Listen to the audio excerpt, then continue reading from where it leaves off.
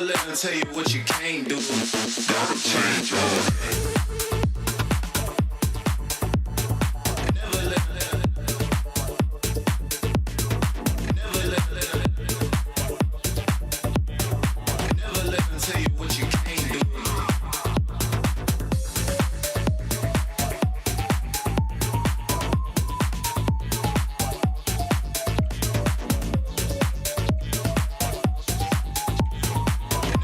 Tell you what you can't do, can't do, can't do.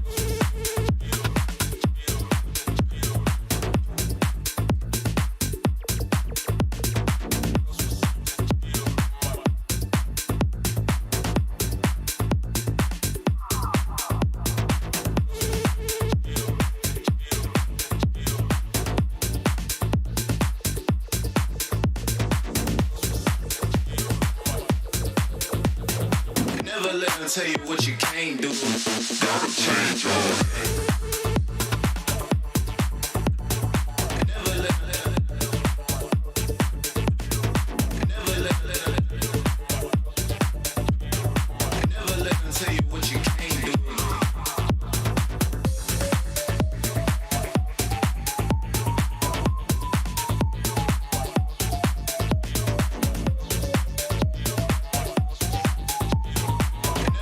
Tell you what you can't do, can't do, can't do.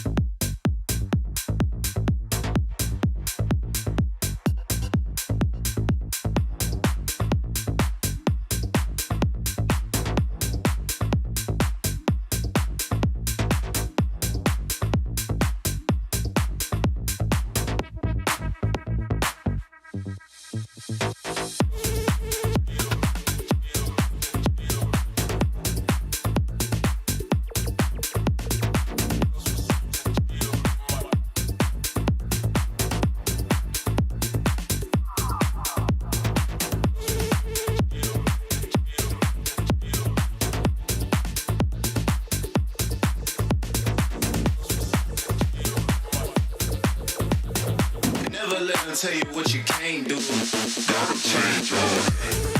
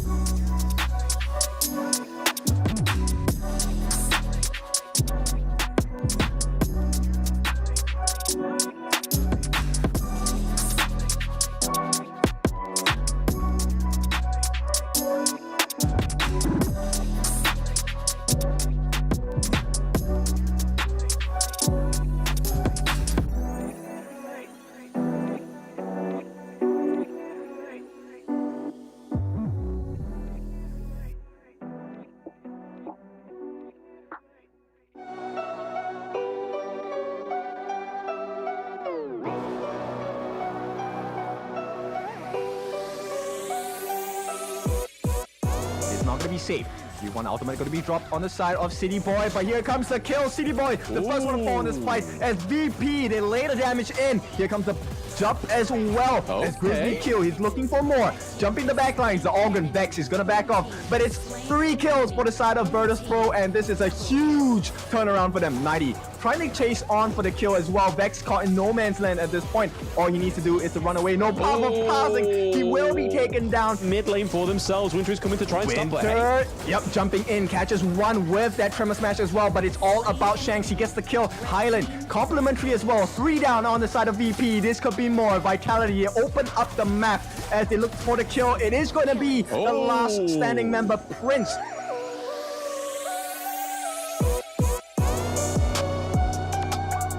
Very quick, clean game here, right? The draft was looking pretty scary for the side of Major Pride, but there we go. The untargetable comes through, but for how long? Delaying the inevitable. V Team Vitality, Shanks doing a lot of those flaming farm, doing so much damage onto Cassiopeia. We see that 90's coming to the backline as well. Oh, it's a double kill. Oh no, the Sage Sanctuary coming through for Kinesis as well, so that's going to be a lifesaver. City Boy does go down as well. That is a 3-1 trade though.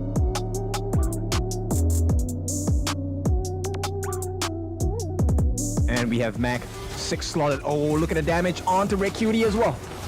Yes, the untargetable does come through, saving Red QT just for a little while, but that crystal is looking like it's going to open up any second now. Lane goes down thanks to the Hugh Juan, so Vex getting the kill on the board. That is a double kill going up into Mac attack, and we are getting it. Yeah, not quite, but there we go. It is the Tempest Dragon going over to Virtus.pro. All they have is just one more push between them. The total immunity comes through for Olimsky, but it's not going to be enough now. Vex goes down as well, but at what cost is it going to be to Cassiopeia, who's going to be...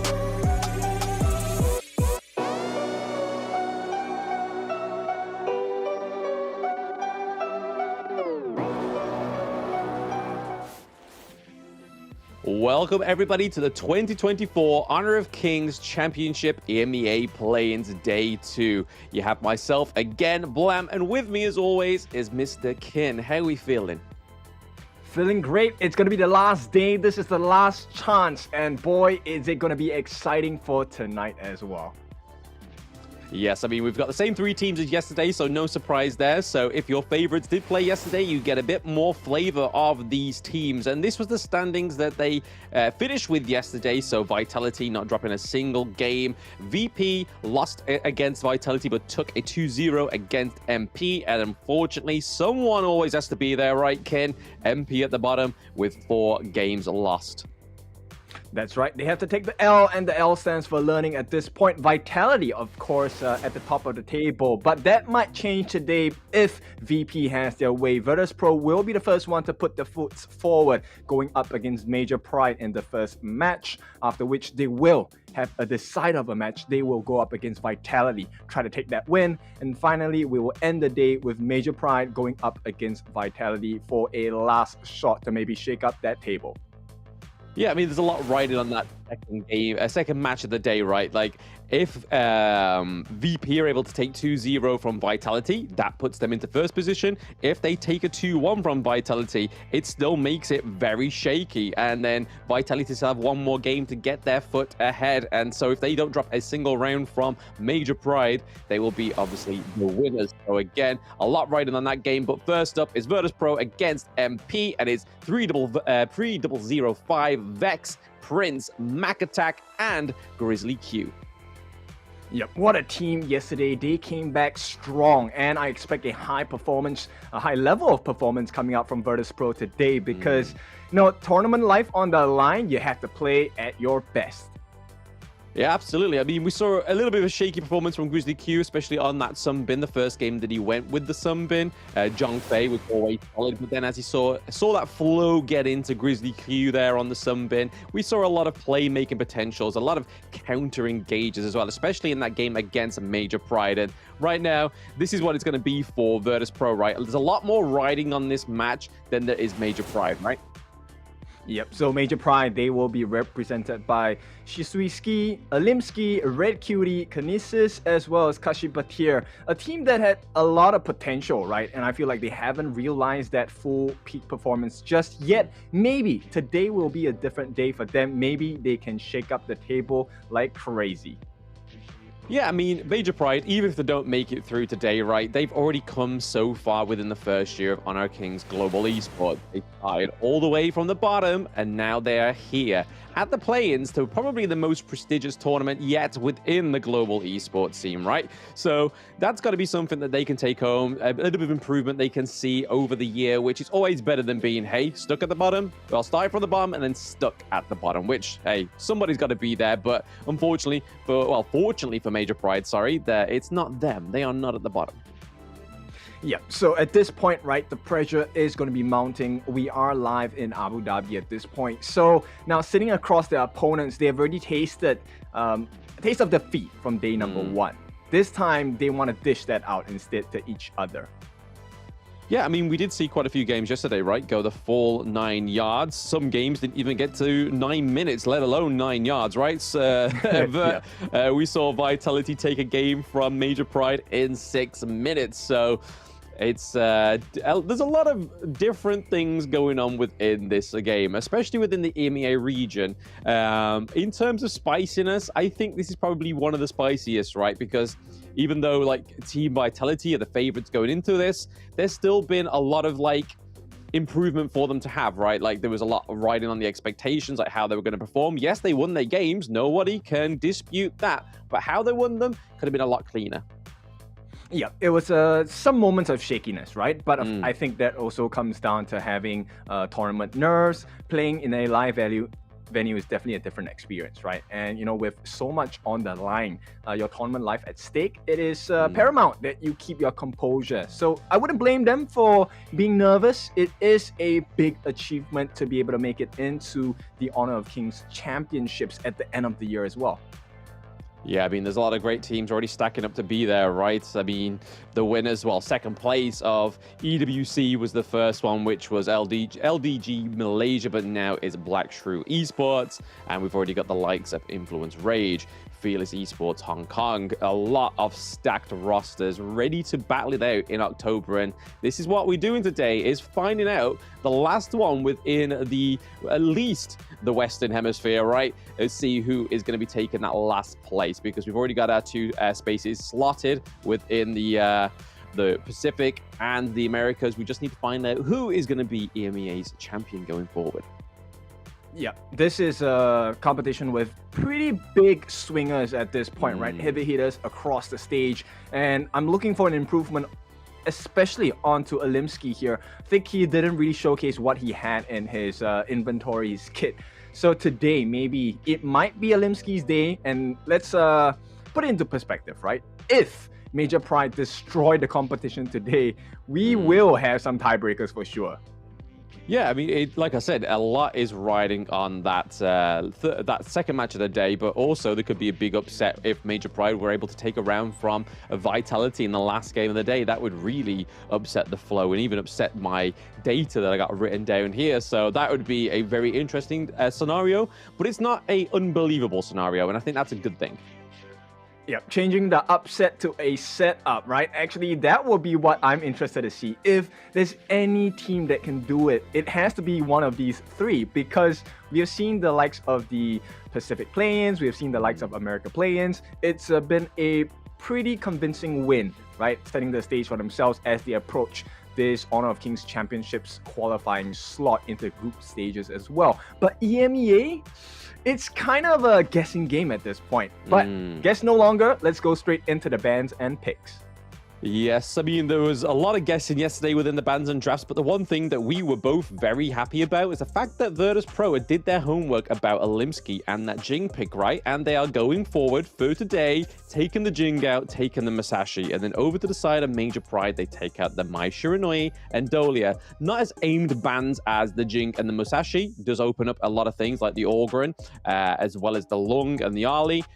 Lung getting picked there, but those are studied and definitely focus picks for Alimski.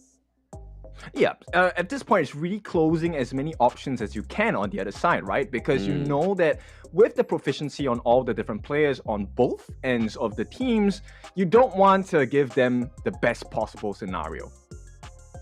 Yeah, absolutely. The Hue one coming through for Virtus.pro is just another big pick that we've been seeing, regardless of Open Series, regardless of the play-ins. And then followed up by Ali, Grizzly Q getting that Sunbin once more. But the Zhang Fei with the Lung is very, very good for Kashi Bhatia. We know that he can very much perform on the Zhang Fei.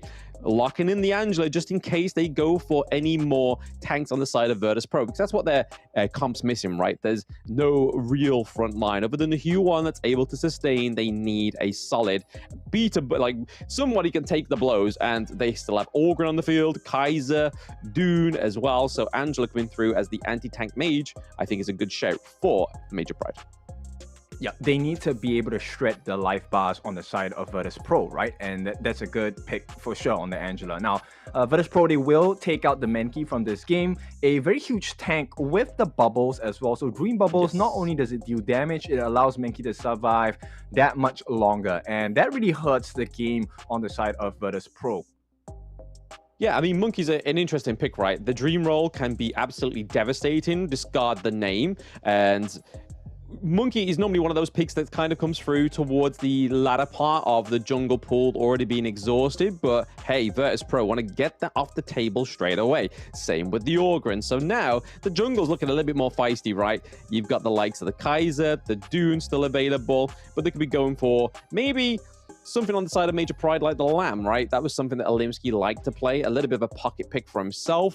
Whether he decides to go for it or goes for something a little bit more traditional like the Kaiser, like the Dune, will be yet to be seen. But it is going to be Shuzuki getting that Byron pick. And we've seen many Clash laners throughout the Open Series and the play-ins that can really master this pick. Like, he's really good one-to-one, but then in those late games as well, he can be like a really strong assassin, right? Like, he can just go in there, use his ability, use his ultimate, get the shield, and do a lot more damage.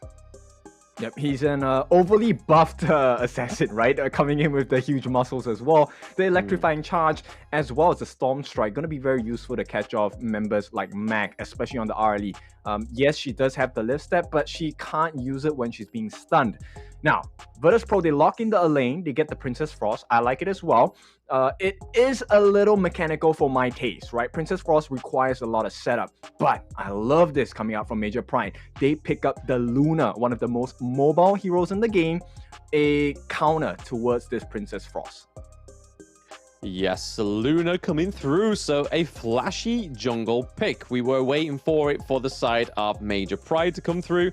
So now we are going to wait to see how they do on the Gorge with it. Oh, for sure. Very concerned about the new moon, the crescent slices, the searing stabs. There's a lot of movesets available on the side of Luna, and I don't see anyone on the side of Virtus.pro that will offer enough control to deal with this Alimsky Luna at this point. Yeah, I mean, you got to just really hope that Prince is able to lay down those Winter is Coming, but then also you've got Grizzly Q that has those time lapses, right? So when the engage comes through, they can get the silence, and pretty much that's where Luna gets really effective, right? Is when everybody's come together, she's dashing around, doing a lot of damage. That's where I think Grizzly Q can come in and try and negate that. Yeah, the timing actually for the time flux as well as the time lapse is going to be really important for the side of Virtus.pro, because if you time it wrongly, that's essentially an open door for Alimsky to just jump onto your backlines and catch as many people as possible. So it's a risk. I think the Grizzly Q needs to be on point this game.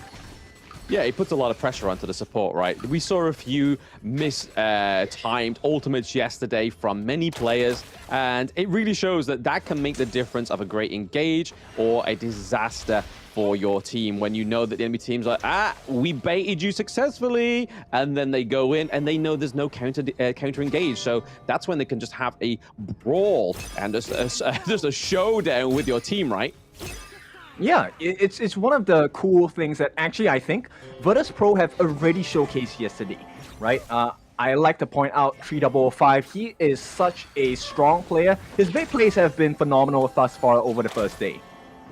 Yeah, so far so good, right? But we're gonna wait and see how they can do in day two. Okay, Alimsky. Yep, nice poke, but the time flux reverses the damage here, and so Vex is totally fine at this point. The River Sprite will be going into the hands of Vex. It is a level 4 shared amongst all the junglers, so I think we're still pretty much on even ends for both sides. Yeah, so far the goal difference, just like we saw in yesterday, like, this is the difference in the EMEA region, right? And I think this is where they're actually going to be struggling against the teams going into the Honor of Kings Championships 2024, is the difference in the resources in the early game. Like, there's always a very close lead. There's never anybody that's kind of like slowly, but surely getting ahead, right? Yeah, it's also being about sneaky, right? And at this point, Alimsky, he's going to try his luck. Not going to work out too much. The time bomb does deter him from coming in, but Chaos Cinder is going to be laid down to likewise stop the follow-up aggression coming in from Virtus.pro. Yeah, I mean, when we say about, like, counter engages, right? Okay, Shuzuki is going 1v1 with Vex, pushing him away, so nothing's actually going to start there, not committing to any kind of battle between Major Pride and VP. But back to my point is that Major Pride actually have quite a bit of counter engage, right? They have the Blazing Brilliance. Yep, just like that. Potential first like blood. Yeah, like that's what we are looking for. Yeah, that's what we're looking for, right? Yeah, just like that. Blazing Brilliance of obviously the Unbridled Outburst from the Zhang Fei as well, right? So there's a lot of counter engage on the side of MP. And then you can kind of see to the side of Virtus.pro, they have the likes of the Winter is coming and obviously the time lapse. So it's all about, like we said in the beginning part of the game, timing those ultimates and timing those skills correctly. Yep, and at this point, we need to look at the item growth, right? So far, Vex hasn't got that Frostguard Embrace yet. Grizzly Q getting caught out. Potential first blood. Forced to use the flash at this point. And this is a big win because in the next 15 seconds, that's going to be the first neutral objective of the game. And it looks a better set for the side of Major Pride to get it done. Yes, that's the one part where Grizzly Q needs to improve, right? He doesn't want to be checking these brushes with his face, especially with the mid lane rotations. We know they happen frequently, especially in the early game. Okay, so Vex committed the smite onto the River Sprite, which means this Tyrant should probably be in the hands of Major Pride. Yeah, it doesn't look like they're actually going to go for it just yet, right? We see Vex towards the back end of the Azure Golem, nice so catch. Okay. Yep, that's going to be the first blood of the game, falling onto 3005. Now, Major Pride, that's a good start. Not only do they get the first blood, they get that Tyrant of the game as well. Yeah, I mean, that happened really quick, right? I feel like I need a little bit of a replay of that one there. I was just like, what's going on there? And then all of a sudden, just like 3005 was down. And now VP is able to get a T1. So even though after that... Oh my goodness, once again, a secondary kill, same combination. This time coming out from Red Cutie. He's on fire today. But yeah, even though after that little engage that didn't quite go their way, the neutral objective not quite going their way, they did pick up the T1 into the farm lane. They did lose it in the mid lane, however, which is quite a brutal T1 to lose this early on. Yep, there's a lot of vision that's going to be obscured from this side of VP. And I like the fact that Red Cutie is super trigger happy with the Blazing Brilliance as well. It's working out perfectly for the side of Major Pride thus far. Oh yeah, every time it's off cooldown, he seems to be using it to brilliance, like their better words. The time lapse there, Shizuki has to get out of the range of it. He doesn't want to hit that damage, but here we are, mid lane. Yep, it's going to be a jump in. Alimsky catches two, will not overcommit at this point. Red Cutie does have the Blazing Brilliance. I think that's a marker we need to keep our eyes on, right? Every time Red Cutie has his ultimate, it's a risk for Virtus.pro. Yeah, I think that's hopefully something Virtus.pro will pick up on throughout the game, right? Or even throughout the series. They might not quite get it just yet, but every time he gets it, every time that Blazing Brilliance is up, oh, speaking of up, it is a lane. Yep, it's going to be a short poke, right? At this point, Major Pride have decent map control, so you can see they're starting to pull Virtus.pro around the map, and it's not looking healthy at all on the side of VP. Yeah, not quite. We're seeing that Major Pride are ahead by about 1.3k gold, which towards that 6-minute mark is going to be something of an issue for Virtus Pride. If the Virtus Pride, oh, that was a bit of a blend, Virtus.pro. But if VP are able to get a solid team fight in their favor, that could be easily flipped over. Yeah, but it's not going to happen until they have like a decent magic resistance or defense, right? Because at this point, Red Cutie is the one responsible for a lot of the pain. Oh yeah, plenty of pain, the Blazing Brilliance, but then also you've got the Luna as well. She's dealing planes. Kashi going in here, not quite committing enough, but VP Mac is looking to go in. Yep, they've exhausted their resources at this point. Kinesis is falling low, going to be forced to use the Dragon form here. Infinite Vastness committed. And this is going to be pressure coming in. Kashi Batir gets taken out. VP strike first in this part of the game. And at this point, the return kill comes in. Red Cutie lays down the pain. Blazing Brilliance as MP. Major Pride, they look to take back control. Yeah, I mean, that was a good way to get the Death on Sunset out of there, right? That Blazing Brilliance really helped Red QT, though. Yep, but Limsky on the backlines. They want to trade out the kills. Not going to happen. And it's overextension. A double kill. This time, VP have caught the mistakes. They take the lead once and for all. Yes, neutralizing the kill lead there is now 3-3 between these two teams. And hey, like I just said it a few moments ago, if VP are able to get that team fight, get those good trades within that team fight like they just did there, they've neutralized that gold lead very much closely there. They're not even a matter of like, now they're ahead. Now they take that T1. They're able to get ahead with the gold. Very well played by VP. Okay, so most of that came down to the mobility of the team, right? Kashi Batir, he just got his Radiance. I think that might set up a couple of changes in the way the interactions between the teams go. We kind of hope so, right? Kind of hope so, because they kind of need to do something now on the side of Major Pride. Blazing Brilliance comes through, but Prince does use the Splendor. Okay, so that's one ultimate down. This could be an opening that's good for the side of VP. Winter is here is going to be dropped. At this point, Mac attack happens. Not a lot of pain to talk about, but there is quite a bit of structural damage going on to Major Pride's mid lane. In the meantime, you can see Alimsky, he's trying his best to get the Tyrant started. Yeah, that was a really nice play there by Alimsky, taking down 3005 towards that next Tyrant. They do pick it up from themselves once more. So that is 2 Tyrants over to the side of Major Pride. And they're looking to take the Overlord on the side of VP. They kind of need it for these lane pushes. Yeah, they're going to lose the T1 on the bot side for the side of VP. But they took the Overlord buff. Is that a win or is that not a win for you?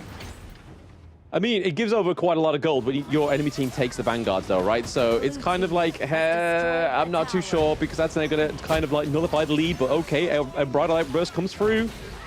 Death at Sunset, it's a quick one. They are unable to kill off Kinesis. They will start chasing onto Kashi Batir. He's going to just jump out of there. At this point, Grizzly Q unable to make a difference for the team. It looks like Major Pride will be able to walk away scot-free. In the meantime, they do expose the Azure Golem coming in. Blazing Brilliance is going to be dropped down. It is going to be stolen. And at this point, small wins across the map for VP. But Major Pride, they have taken so much damage onto that tier 2 on the bot. I think it's a big win for MP. Oh, absolutely right. VP did very well with that one. They did lose, obviously, their T1 into the bot lane. However, they did steal Azure Golem. And for those in the chat that don't know, Luna definitely relies on those Azure Golem buffs. That blue buff is very detrimental to the kit. Oh, Swisky is going to be taken down. It is a killing spree this time for Mac. It's the Mac attack. We've seen it from yesterday. They make a beeline on the side of VP to go for the Shadow Overlord. They're going to give away the Shadow Tyrant for the side of Major Pride. I don't think they're too concerned about it. Big trouble, though, for Major Pride. They have lost the T2 on the top.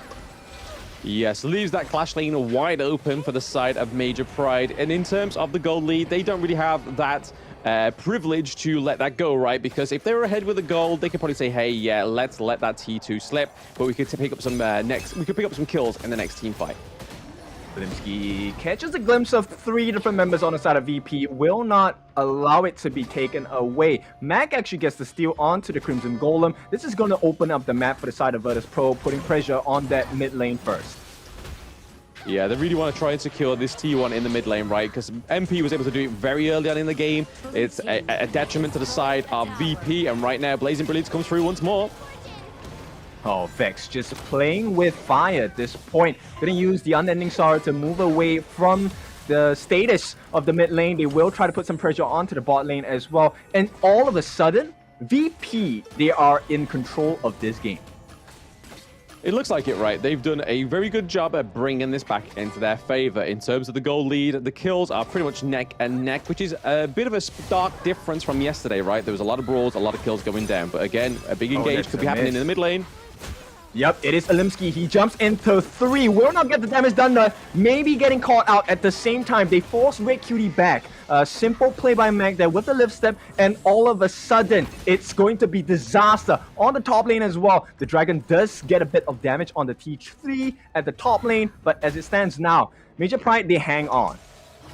They're hanging on, and just like their T2, they're able to hang on to that as well, right? It's very low for their T2 into the farm lane, but a very well-played team fight for the side of Virtus.pro. Weren't able to pick up a kill, though, but they were able to gain a lot from that engage. Okay, it's not all doom and gloom at this point. If you take a look at what Kinesis has in his kit, he's pretty much close to his 5th item. A bunch of bursts from the Master Sword, Eternity Blade, also gets the physical pierce from the Starbreaker. So I think it's a decent and potential turnaround coming out from Major Pride. It is, but at the same time, they have Mac right on the side of Virtus.pro. They are almost looking to try and 6-slot the Mac. Speaking of Mac, he able to get that T2 down into the farm lane as well, so that's a lot of lover gold going over to him. You kind of see that he's already building into the Daybreaker, which is a huge late game item. Suzuki trying to trade a few blows here. We see 3005 looking into that back line. He's got to be careful. He's been caught out quite a few times in this match. Yeah, and you know, with the point about Mac, I don't think anyone can catch Mac at this point. And with that being said, he just completed the Daybreaker. It's going to be a lot of hurt being put onto the members on the side of Major Pride. Yeah, between the two, right? Mac's doing a much better job than Kinesis, but Kinesis towards the end should be able to pull that back as the Lung, but so far it's not looking like it. They lost the T2 down into the mid lane, and Luna is looking very aggressive, diving onto these players when there's nobody else around them, or a group of them around them as well. So again, Major Pride need to kind of do some kind of a great team fight, try and get something with a positive trade for themselves. Grizzly Q just making sure that he doesn't check any more bushes with his face and dies prematurely. I don't think they're too concerned, right? At this point, the bank is fat. They went on a shopping spree in the past 30 seconds. 4 different members got a couple of items in their kit as well. And very ballsy move by 3005. Same bait plays. He's going to go in. Death at Sunset catching on the backlines as well. Timelapse going to try and save him. Defensive maneuver is coming in, but here comes the damage. The Dragon Form will be unleashed on the backlines as well. Shisuiski is going to try and enter the backlines of Virtus.pro. Will not happen at this point. Red Cutie also expends that Blazing Brilliance. Is not a good fighting form. This allows the Tyrant to be taken from the side of Virtus.pro. Yeah, I don't think they've actually touched an Overlord yet on the side of Major Pride, right? They have just all gone, Virtus.pro, sorry. They've all just gone for the Overlord, and then this is finally the Tyrant for themselves, which, again, is only going to make that Mac attack a lot more harsher going into this 15-minute mark of the game. Currently, Virtus.pro are up by around about 5k gold, and they are pretty much equal in the kills, right? Looking at that itemization, the Daybreaker has been built, looking to finalize that final 6th item on the side of Ali, which again will be huge for them as they get it. Currently clearing out the Crimson Golem as well, getting that extra damage for the Ali. Also, a bit of a team fight going on in the Clash lane. If they're forcing a fight, Kashipatir will be the first one to fall. VP are just doing it at this point. They're the better team. Major Pride, they try to push them away. In the meantime, Vex is just catching the attention of the Alimsky, trying to deny that blue buff, right? The Azure Golem from going into the hands of Alimsky. Does not manage to get the job done, but at the same time, they have so much map control on the side of Virtus.pro that Major Pride have to take this little wins. Yeah, the cut off the Vex. So one of the head of the Hydras has been fallen for about 25 seconds now. And as that Overlord is up, I can imagine that Major Pride maybe want to bait a fight for it because it gives them a bit of presence, a little bit of priority on the Gorge. Yeah, okay. Sun Chaser in the hands of Mac. We have a 6-slotted Mac Arlie. Yes, extended range as well, just going to make it even more slippery for Mac to get away, right? Or even just harass from a distance. Okay, Shisuiski will push them away, but has to pay with his life as a rampage coming out from Mac. Virtus.pro just laying the pain as Major Pride, they will look to back off. No ultimate committed by Red Cutie. Here we go. The beast is going to be dropped. That's a lot of resources for nothing on the side of Major Pride, and Virtus.pro, they are looking for the kill. We'll get just the Crimson Golem at this point, but Map, even though they got that Overlord, it's still in control on the side of VP. I mean, is it just the Crimson Golem at this point? I mean, Mac 6 slotted, doing a lot of damage onto Kashi, but here it's not just the Crimson Golem at that point, right? Yep, and at this point, the damage they're doing, Death at Sunset, defensively, to get out within range, nobody dies on the side of Virtus.pro, and all you can see for Major Pride, they got the neutral objective, but they're surviving, they're not living, they're surviving, guys. They are surviving. They're just holding on, right? They're just holding on to whatever kind of lead in defense they may have. And right now, they're able to hold on to the fact that they've still got their higher ground turrets, which is a better case than most teams could be at this 17-minute, right? And the thing for Virtus.pro is they've got to make sure that they're able to continue Okay, are we sure we want to quit? No, we don't want to quit. We don't want to quit. We want to see the action. Thank you very much. Virtus.pro is going to make sure they don't let this lead slip. Okay, it's an important time marker for the side of Major Pride, right? They need to make something happen here, but Vex in the middle of it. He's going to be front-facing. That's a lot of damage. Beats form. Going to be dropped down, and here comes the chasing. Alimsky maybe a little bit too forward. Gets the Splendor off. At this point of time, it is going to be 3-5. He's chasing in as well. Mac is falling low. Liv steps away. Kashibatir falling low, and it's going to be the form of the Dragon. Infinite Vastness committed by the side of Major Pride. Nobody has died just yet, but they have to make a run for it because at this point, too much damage coming in from the side of Virtus.pro. Once again, they make their will known.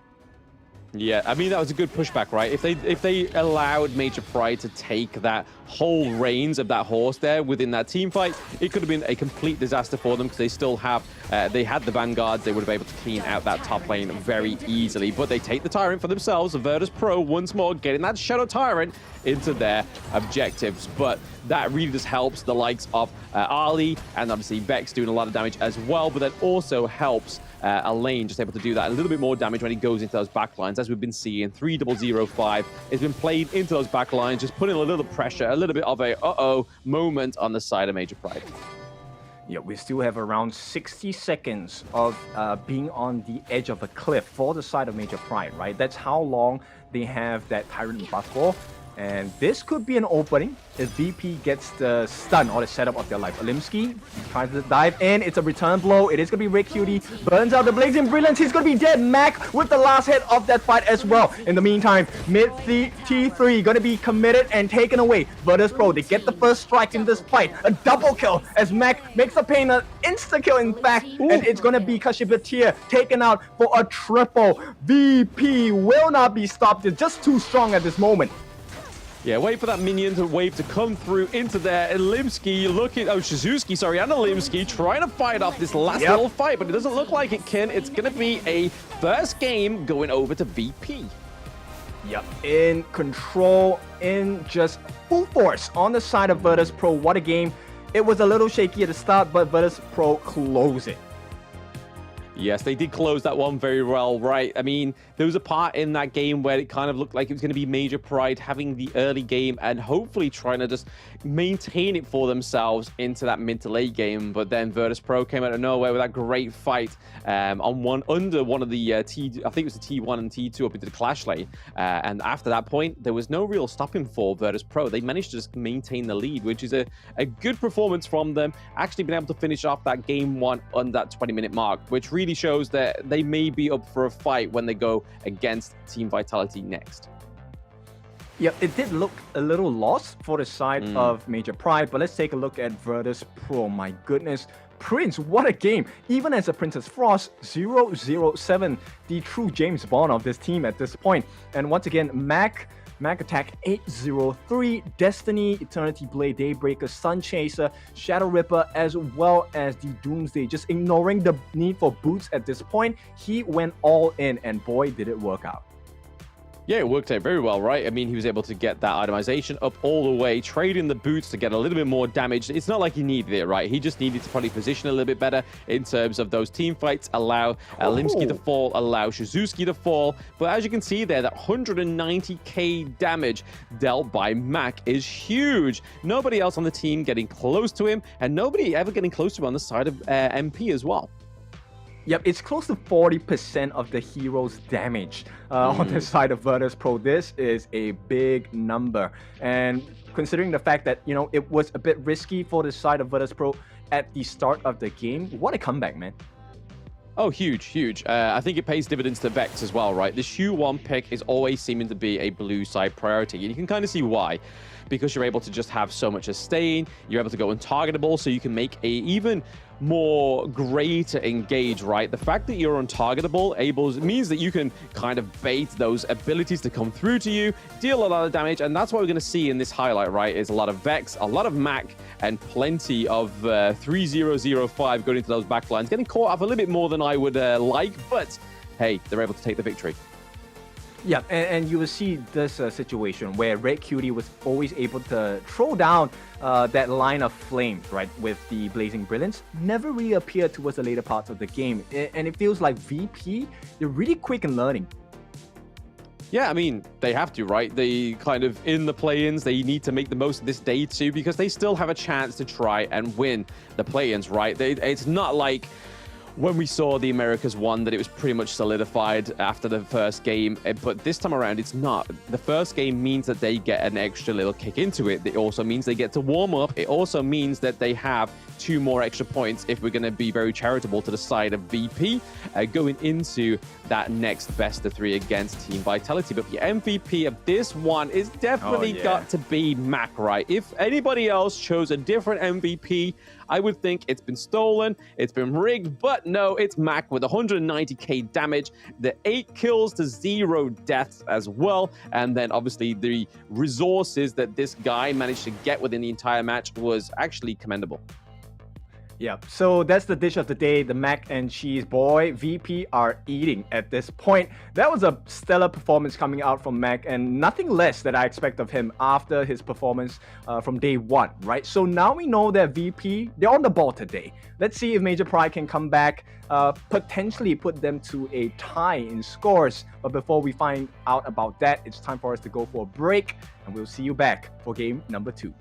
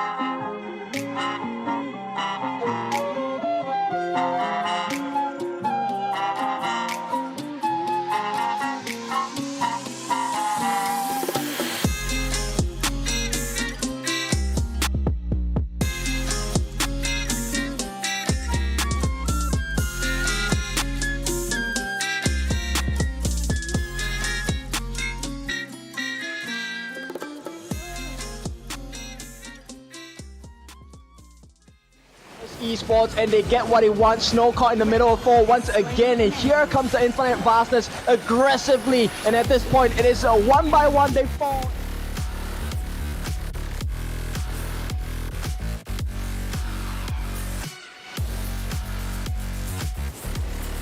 To do with death. He kills Kakarot right away. He wants to go for more. He's chasing after them with the express. Ninovas jumps in once again, will not survive the fight. A Vanguard shoots, they fall, and it's influence of rage. So okay, caught in the middle of 4-5 is all of Fearless Esports, and they get what they want. Snow caught in the middle. Side of Chaos, and down goes a John Fei. So there is the backbone. We could still see a steal here. Who's it going to go over to? It does go over to the side.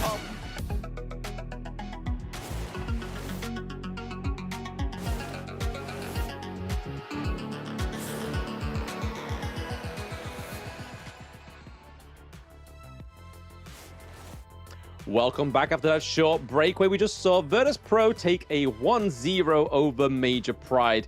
It was a very good game, very intense, but it was Virtus.pro coming out at the end thanks to the likes of Mac doing that 190k damage and 8 kills. No deaths at all. What a slippery fella.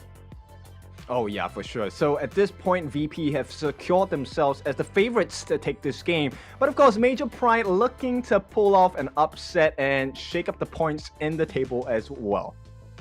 Yeah, I mean, we was worried, right? When we saw that Alimsky drafted that Luna, it was like, hey, VP don't really have much in terms of maybe trying to get this Luna off top of people, but to be honest, to Virtus.pro, they were able to do it with just the likes of the Princess Frost, with some Bin as well. Grizzly Q actually not missing much. We saw a few of those mistaken checking the brush with your face, which is what a lot of players are still kind of learning within the global scene, right? They need to make sure they're not going to go into these vital points where we know that a lot of players wait, especially in those early sort of like mid lane rotations down to the bot lane. They're always in those little dual bushes. It's like, don't check it with your face, bro. Just leave it. Just leave it. Yeah, he did learn that lesson where he used Time Flux before he checked the push, and that allowed him to be a little bit more survivable, right? And that kind of changed the game for the side of Virtus.pro. Yeah. I mean, they do say curiosity kills the cat, right? And I mean, it definitely kills the players who think they're a little bit too curious going into those brushes like, I wonder if there's going to be 3 guys waiting in this bush to get me. I'm not going to throw my skill because I might need it, but I'm going to check with my face. Good job that Grizzly Q got around that and used his skill, used that range that he'd been blessed with, and just checked it with the time bomb. Yeah, but that's the only the first half of the quote, right? The second half is Satisfaction brought it back, and it definitely brought Virtus.pro back into the game. Now, let's see, for the second match of this best of 3, what does Major Pride have in store? I mean, not the Jing, right? Jing's been taken off once more. Dolly over to the side of Major Pride. I'd be very interested to see if Ali comes through there, or even the Hugh Huan as well. That getting banned straight off. Neither of the teams are going to get the Hugh Huan. When really, Major Pride could have gone for the Hugh Huan because they're now on the blue side priority. So I'm going to be really interested to see if they're going to lock in the Lung or go for the Ali this time as their first pick, or even the Orgrin, right? I think it's a good ban, right, from the side of Major Pride. They're going to pick up the RE for sure on their hands first pick. But the way that Virtus.pro plays, they don't overcommit. They kind of test out the waters first before they dive in. And as a Yuhuan, you don't want to preemptively use your Unending Sorrow or your Melody of Peace. So I think it's a smart ban from Major Pride. Oh, that does mean that it's going to be Vex getting that Orgrin. And what we saw yesterday against these two teams in this exact kind of scenario where the Orgrin was coming through, Vex in that late game was taking so much damage. Those Conductor and Souls were being placed perfectly, but they've gone for the Mutsu on the side of Major Pride, which is a good way to try and stop that Orgrin coming in, especially with those Path of Passings, right? But then you also have the Monkey with the Dream Roll that's going to be able to get into that backline. So I think this is so far a really promising draft for Major Pride. Oh yeah, that's one of the counter tactics, right? Going up against an Orgrin is either you have huge burst or you have a good amount of CC. And at this point, Major Pride, they tick both checkboxes. We have the burst from the Ali, we have the stuns from the Mortar, and of course we have the stuns from the Mankey as well. And he's able to tank through a lot of the damage from VP. Yeah, but speaking of damage, what is going to be needed for the Monkey is the Lung, right? So we saw Mac on the Ali. We saw him yesterday on the Lung. So we know he can do it. He just needs to get those resources, which we know he can do. But getting into that ban phase, the second part of it, Byron gets locked down there. They don't want to go against Shuzuki on the Byron, and rightfully so, right? He was a slippery fella. He was causing up some disruption in that game one. Like, honestly, if this was me going into game two, that would have been one of my big bans, was making sure that Shuzuki doesn't get the Byron. They take the Angela off the table as well, because Raid QT, that was a lot of pressure. That was probably the main reason, right, that Virtus.pro wasn't able to get that really solid start that they really wanted. Yeah, they understand that, hey, Major Pride, they are a team that learns fast as well. And definitely Raid QT will learn from the mistakes and the gaps that were filled in the first game. So Angela, that being taken out, smart move by VP. At the same time, they take out a Tsuya as well. That's also a very smart ban, because you don't want to deal with a level 25 Lung in the late game or level 25 Ogren in the late game. That's too much to handle. But speaking of smart there, we just saw 3005, right, with glasses. Same glasses as mine. Hey, that's a buff, right? That's going to be cast a buff, not cast a curse. Clearly working for him. Yes, he got caught out on the lane earlier on, but hey, those glasses make anyone look more handsome, and that's just doing it just for him. But looking over to the side of Virtus Pride, again, I call them, what is this? VP, Virtus.pro, Pride. Cool. Hino going over to the side of Virtus.pro. We saw them on this yesterday. It was a good pick for Prince, because you have that long range poke, right? Not only was it good on Prince, but Highland yesterday as well on this pick really showed the absolute potential in terms of damage for the Hino. Oh, for sure. He's able to peel down the defenses and the life bars on the side of Major Pride if positioned correctly as well. Now, it is a highly mechanical hero. Your aim needs to be impeccable with this, right? Now, Major Pride, they will finish up the draft with the Princess Frost and the Elaine. I like it. There's a lot of CC.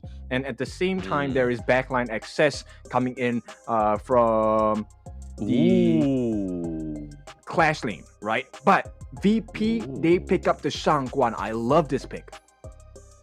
Yep, so it's probably going to be the Hino into the jungle, right? So we're going to see either Hino into the jungle or Clash. Same could be said for the Ogryn. We've already seen Vex on the Ogryn in the jungle, so that's why I assume that the Ogryn's going to be in the jungle. Maybe Prince is hiding something here with this Hino in the Clash lane. I think we maybe only saw it once or twice in the whole of the Open Series and the plays in, but it works very well. It's something that can be very good. It can put a lot of pressure onto typical Clash lanes, and we've already seen it before, right? When it was ISG against Influence Rage, where they drafted the Marco Polo up against the Elaine. So that ranged against close quarter combat worked very well in their favor. Oh yeah, for sure. So at this point, you know what? I think Virtus.pro, they have a pretty good draft. Now, it's really about the farming lanes. Let's see how that works out for both teams. I was wrong again. It's Vex on the Hino, so it's 3005 on the Ogryn. I hold my hand up and say I'm wrong, but Prince on the Shangguan, that's going to be interesting to see. We haven't seen this yet. So a lot of burst damage, like you said, Kin. So going on to the likes of the Princess Frost, trying to get that winter to not ever come is going to be the final stroke for Shangguan. Yeah, but it plays really well into the play style of Virtus.pro, right? Virtus.pro, they are a team that likes to poke and prod and only stepping in when there's a clear victory on the cards. And that's what you get with the Shangguan as well, because you don't have to overcommit that finishing stroke. If it looks a little iffy, you can get out.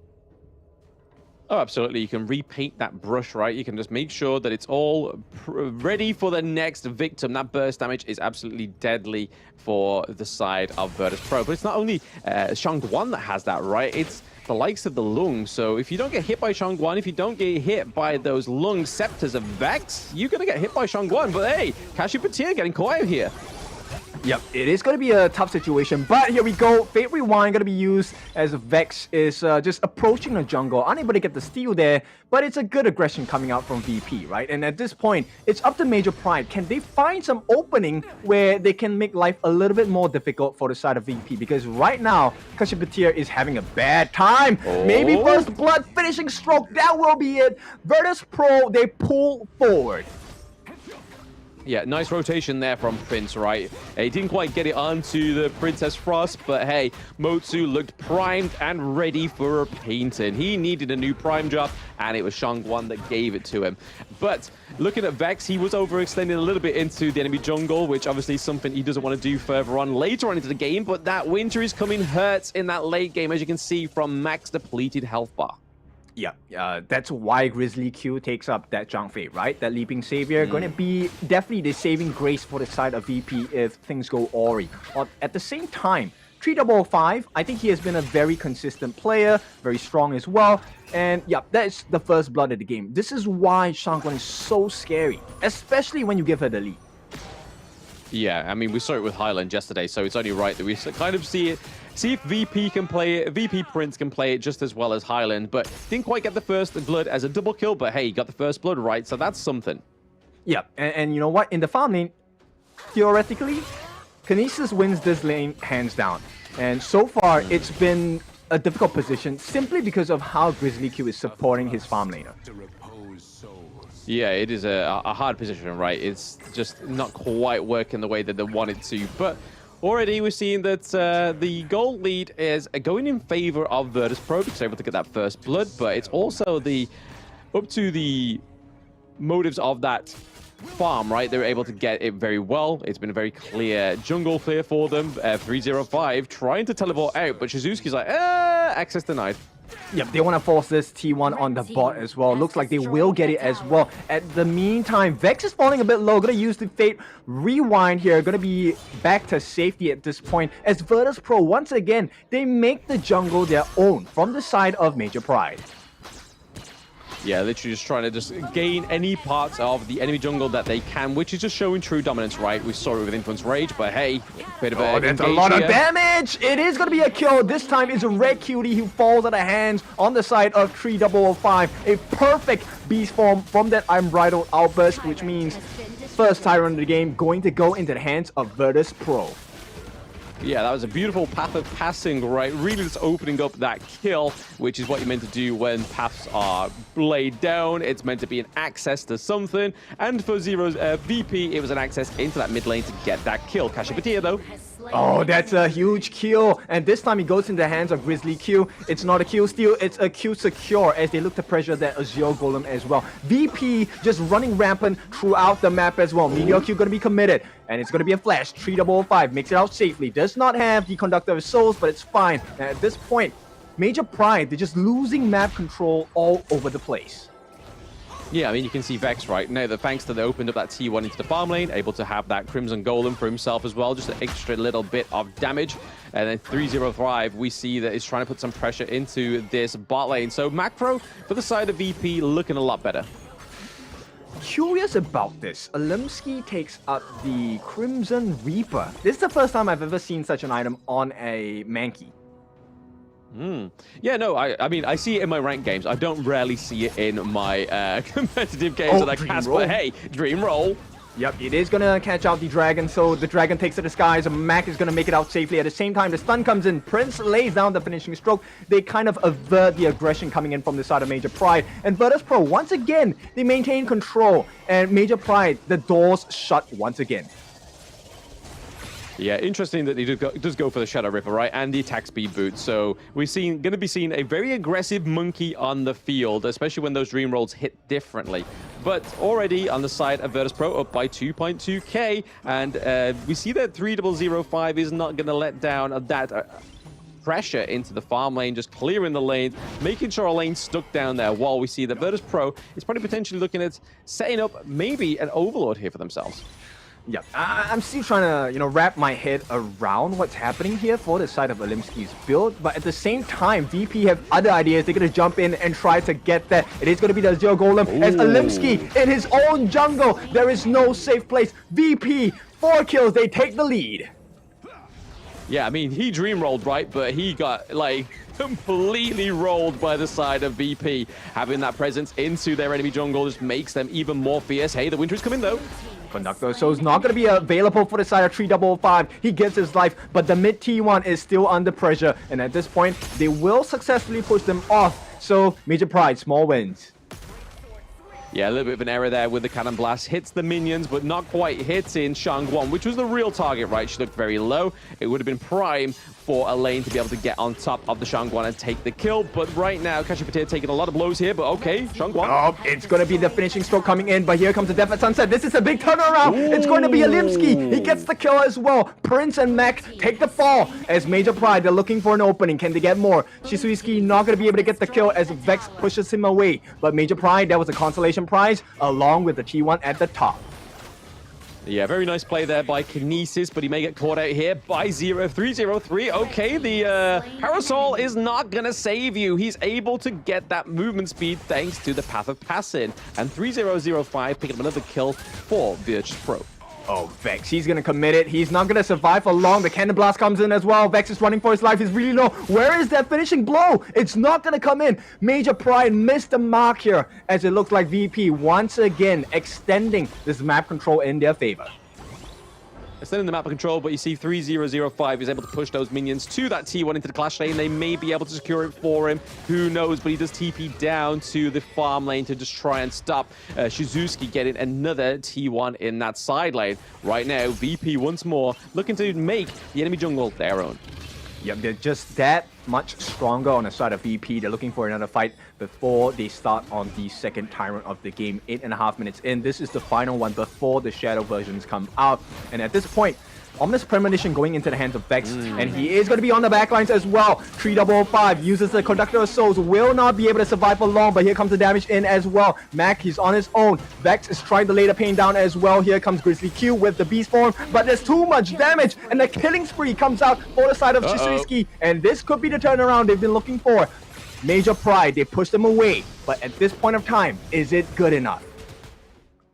I mean, it depends on what they're doing right now after taking 2 kills from the side of Virtus.pro, right? It looks like they're going to clear that T1 down into the farm lane, which rightfully so. Just gives them and opens up their enemy jungle a little bit more. Just gives them a little bit of a second thought when they try and invade into the enemy jungle. It's like, hey, are they in our jungle or are they in their own jungle? They've got to now think about those things, which they didn't have to previously going into that 8-minute mark before. So again, it puts a lot of pressure onto the side of VP. Let's see what it does.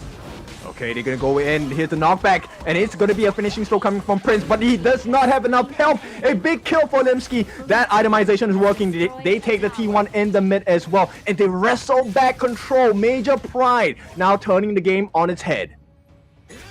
Yeah, ever so slightly getting that lead, the gold lead that is, into their favor. They are only behind a few hundred gold. So, again, nice play there by Major Pride. Overall, a really great way to get them back into the team fight. I think Mac needs a lot more time to farm, right? He's not doing as much damage. He's not doing as much of effect as he did when we saw him on the early. The T1 just fall into the clash lane, but they are looking to try and go for the Shadow Overlord.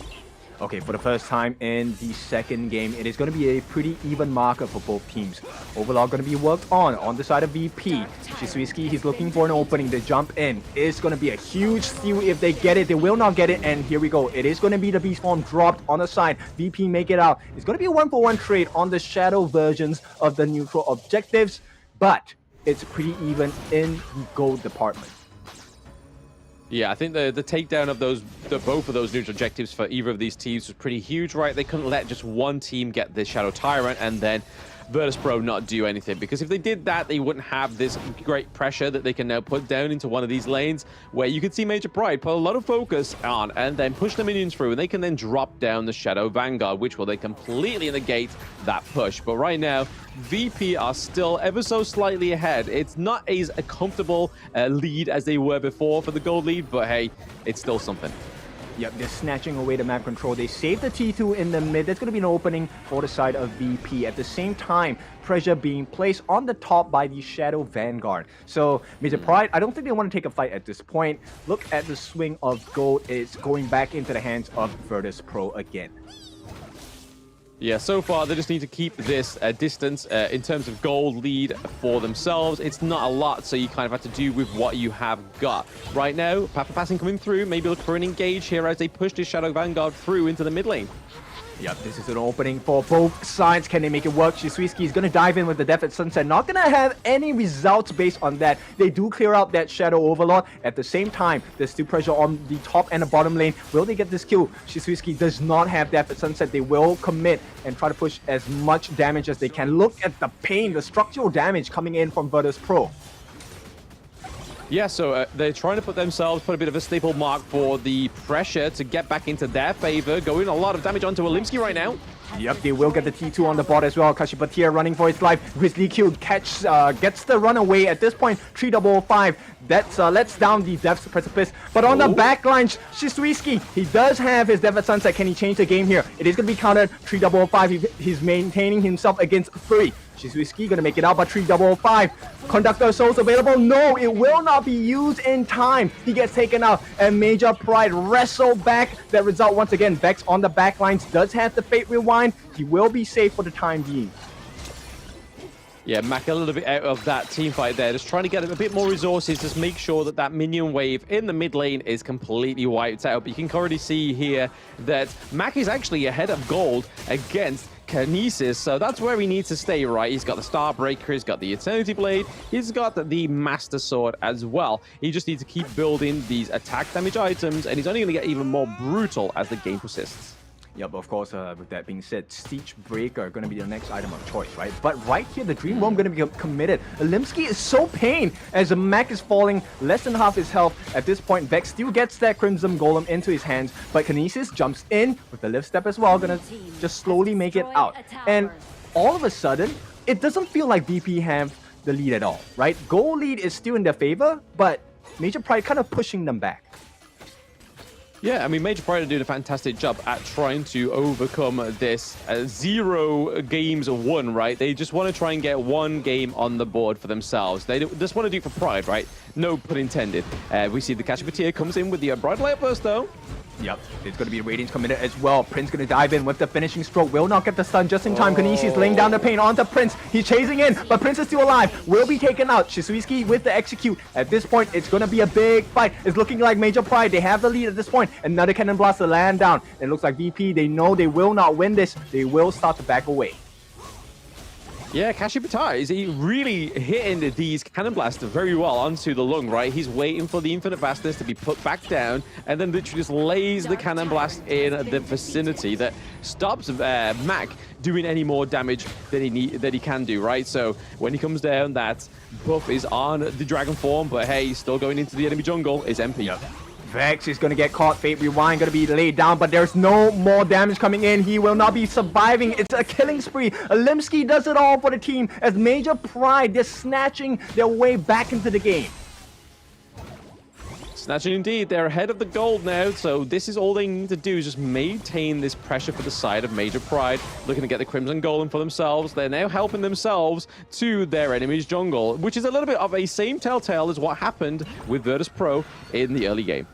How are they doing it? Olimsky is not just tanking, he's laying down the pain as well. I mean, the Pure Sky seems to be really working out for him so far. Yeah, it just negates that fatal damage, right? So it's working well. Why not build it this way? He's got the Sage's Sanctuary as well, so he's got double life. That Dream Roll can be even more aggressive. Okay, they lay down the beast at this point, but 3055 gets caught up, instantly deleted. Major Pride, they open up the doors onto the base on the side of VP. They crack the base. T3 on the top, going to be falling low. At this point, the pounce is going to be used by Grizzly Q just to get away. And MP, they got what they came for. They're going to get out. Yeah, I'm starting to have less confidence in this Shangguan pick right now, because obviously it was a good opener in this best of 3 going into game 2, but ever since then, Major Pride know how to counter it, right? They're always clumping together when she uses final stroke, so the burst damage doesn't quite hit the way she wants it to, and then all of a sudden they're able to take her off the gorge completely by taking Prince down, and then from that point, it's at a handicap.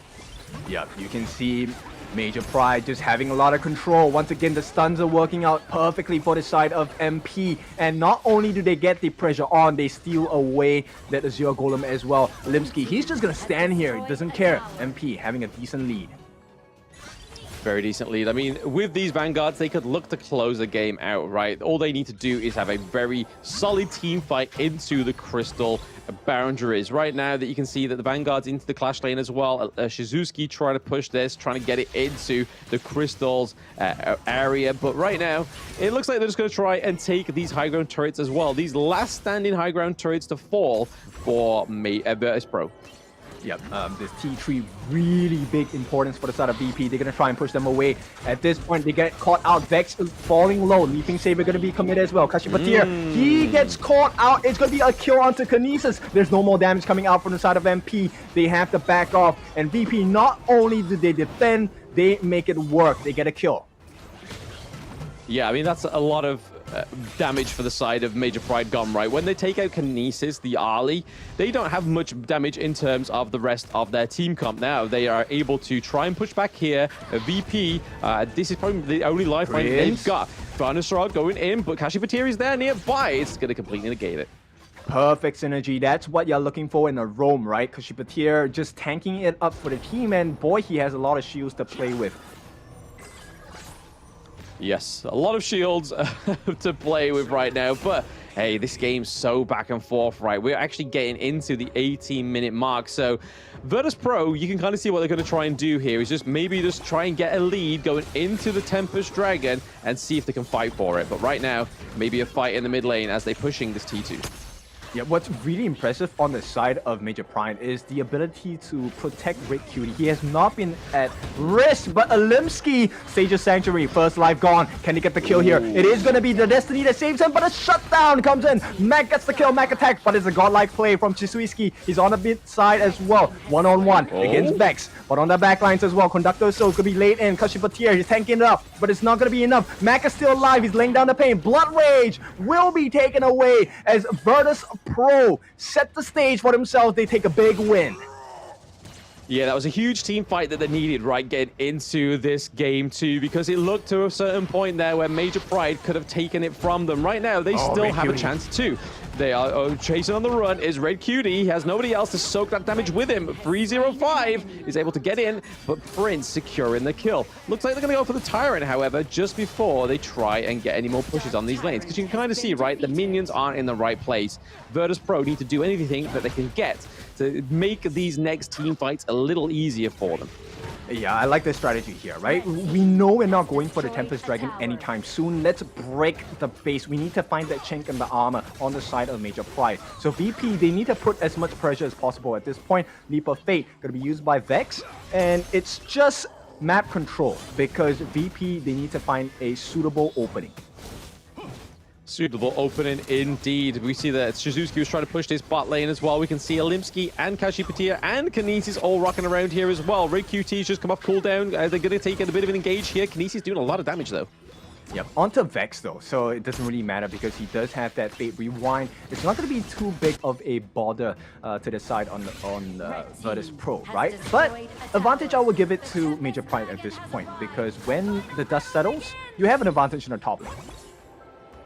Yeah, I mean, they have the empowered minions, right? So that's always going to be a bit of an issue when it comes to considering trying to take this Tempest Dragon. But speaking of, just spawned on the field. We're into that 20 minutes and 15-second mark now. Virtus.pro, Bro, and Major Pride may be going for the final play. Yep, Grizzly Q, he's looking for an opening here. Lays the beast down, gets a hit onto the farm lane, and it's a burst instantly from the side of Mac. They find the opening. Shisuiski, he's handling 4 on his own, but he will not survive long. At this point, the Seer Estate makes it work. Virtus.pro, they're just that much better. On the back lines, Mac is falling low, but Alimsky, once again, getting caught out. Gonna use the smite to slow them down. And right now, the doors are wide open for the side of VP to start working on that Tempest Dragon, but Mac gets taken down. A nice move run by Kinesis. He saves the game temporarily for the side of Major Pride.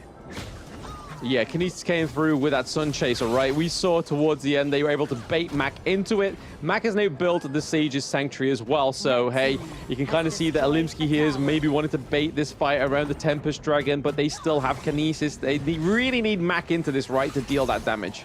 Oh, there's a lot of pain. Kinesis, he's laying down the hurt onto 3055. He does have the Sage's Sanctuary, so it's not too big of a concern at this point. Grizzly Q, he needs to have that beast form, right? Unbridled Outburst is going to be huge in trying to secure the steal for the team, but his passive is not enough. It's not up yet.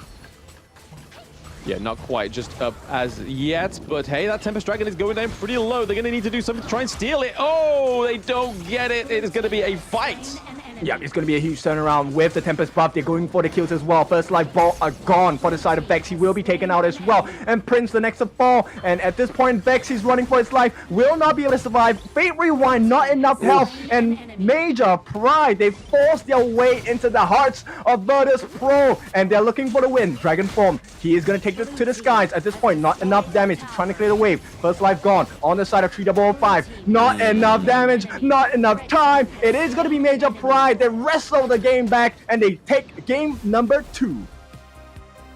Yes, that now puts Major Pride into game 1, so they're not going to go away with a Tribe gaming score, right? So they are now going to get 1 game on the cards for themselves. Like I said before, it's not about just trying to get where they need to as for that second place. It's all about that pride. Yep, you can never count them out. What a game from Major Pride. Kinesis just making it work, and I like the rotations by Alimsky. Justified. I like your itemization. I see why it works now. Really curious how this is going to go in the 3rd match of this best of 3 series. Yeah, I mean, it kind of upsets Virtus.pro's outlook into this last day, right? Like, they were hoping for a solid 2-0 so that they'll be up 4-2, but now it's looking like they are 3-3, which, when you think about it, their next game with Team Vitality could go either way, but right now it's definitely not what they wanted. But hey, it's what Major Pride wanted, and we're getting a full best of 3 between VP and MP. That Shangguan pick not looking too hot, I think, as we got towards that mid to late game. It's simply because of the positioning, right? But I love the itemization coming out from Shisuiski here with the Phantom as well. He made life so tough. Alimsky jumping in with the Skydome. He was tanking up, but the main damage came in from that Dreamforge Tempest. The additional pierce, the attack speed, he went aggressive, Alimsky, and it worked out because it provided so much room for Kinesis to come in. And take a look at the damage dealt that they shared.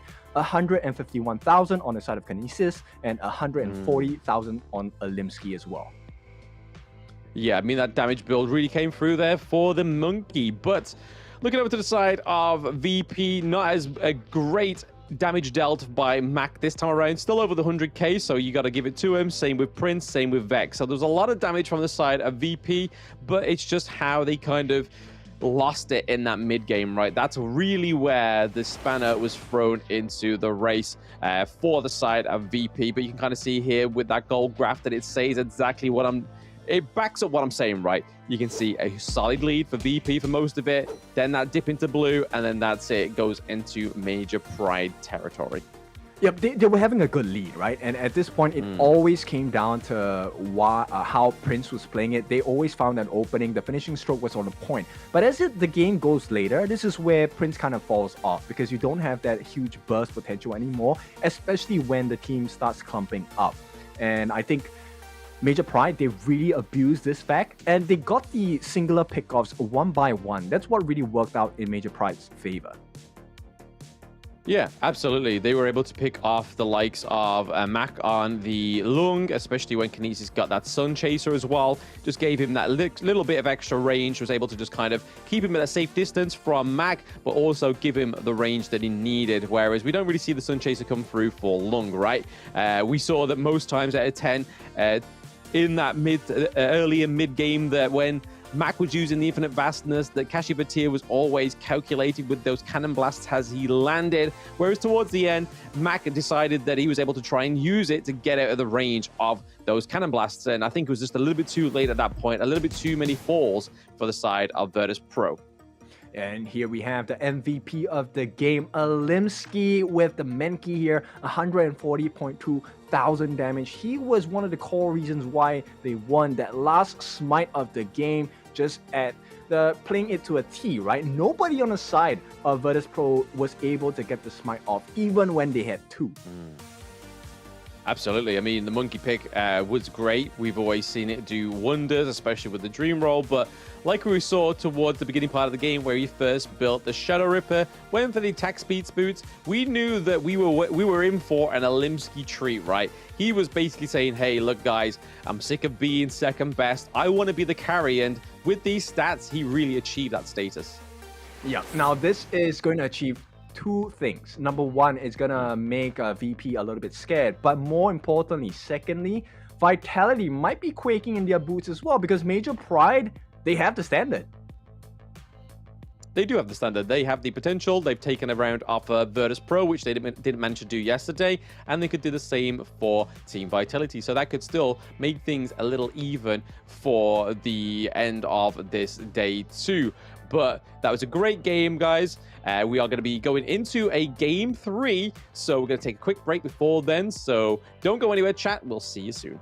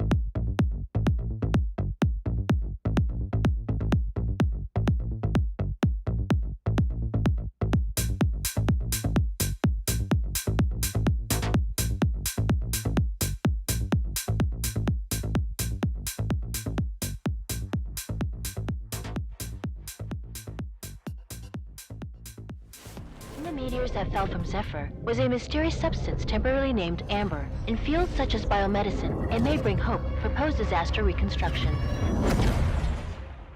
The possibility that they're still alive is practically zero. This is our only chance to save them.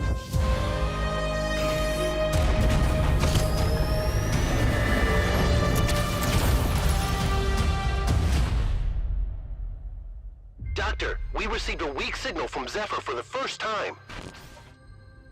Zephyr! Rescue!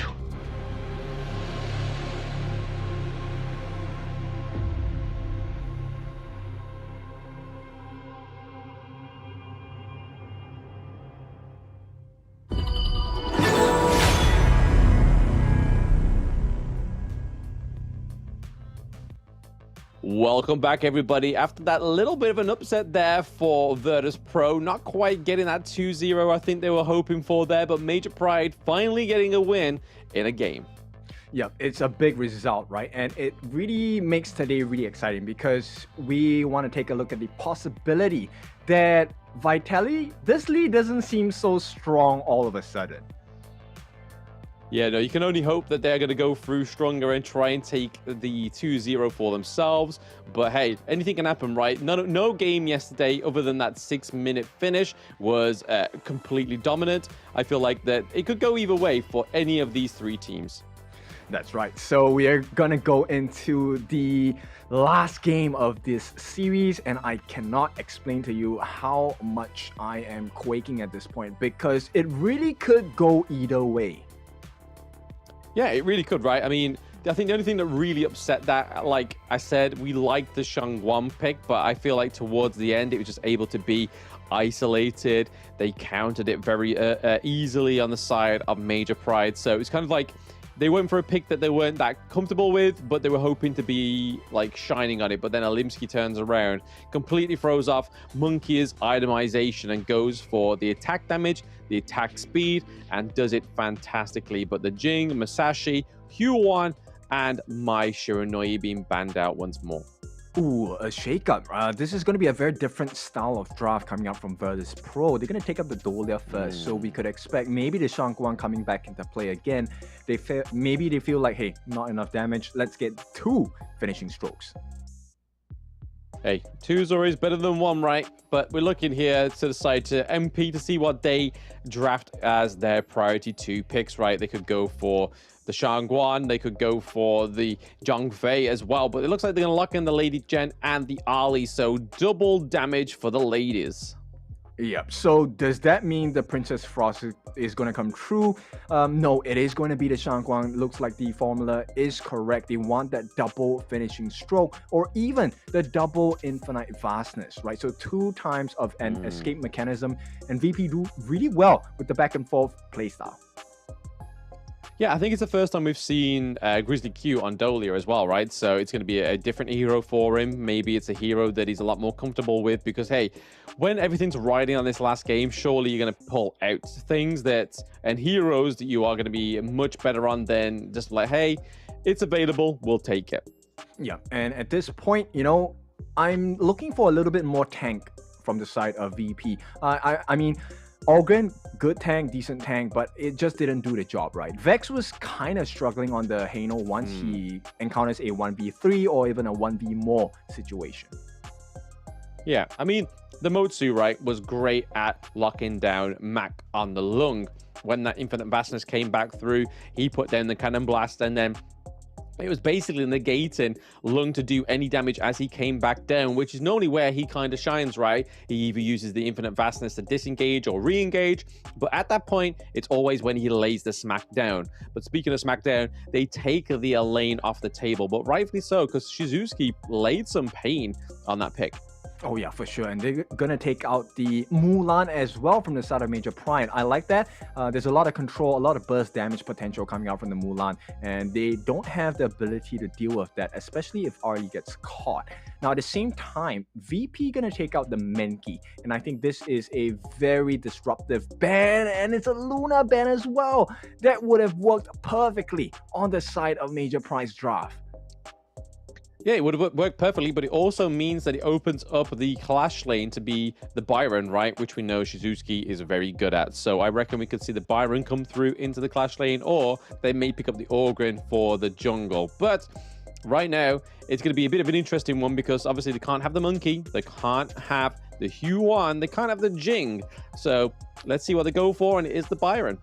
Okay, so stock standard, we know why they picked this. Byron, very tanky, able to dish out a lot of pain as well. So what is the consideration for the side of Virtus.pro, right? 3005, I think he's feeling a little bit stressed at this point. Now, flex pick, Ogren can go into the jungle, can go into the Clash lane as well. So we'll see what the last pick is for the side of Virtus.pro. What do they want to round this draft off with?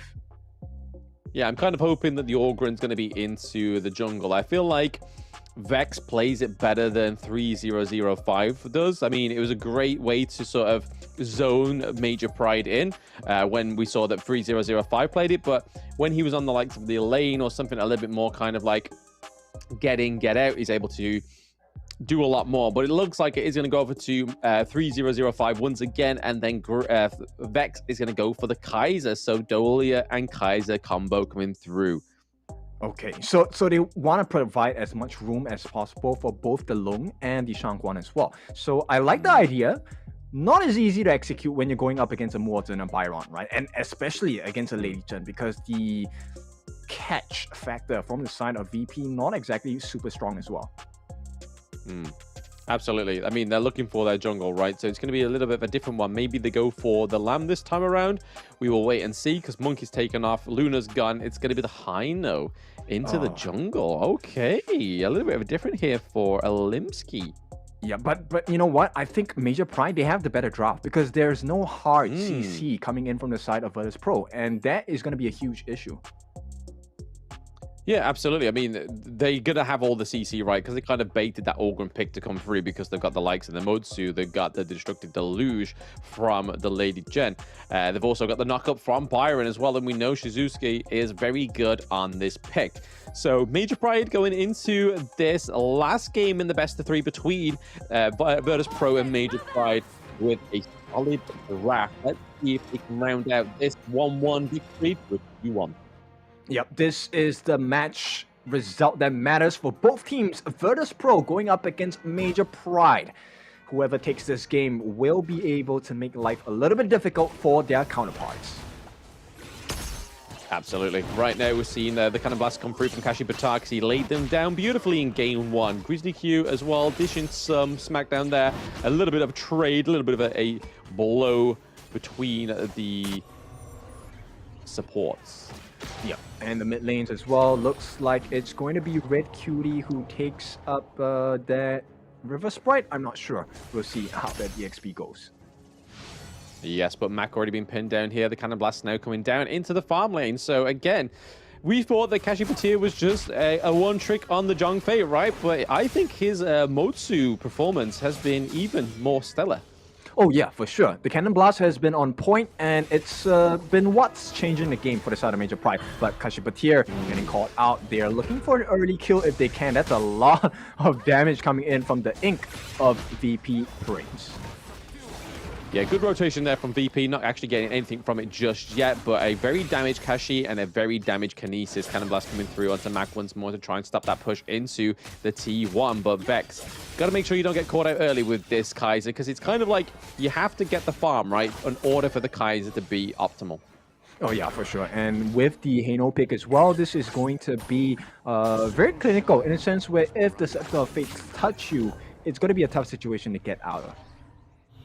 Yeah, I mean, he's got the safe distance to actually throw those scepters from, right? He's got the aid of the Cannon Blast, the Destructive Deluge as well. So he has a lot to hide behind. But I can imagine that we're going to see a very aggressive Hino from Alimsky, because that's the only way he knows how to play, is play very aggressive into those team fights.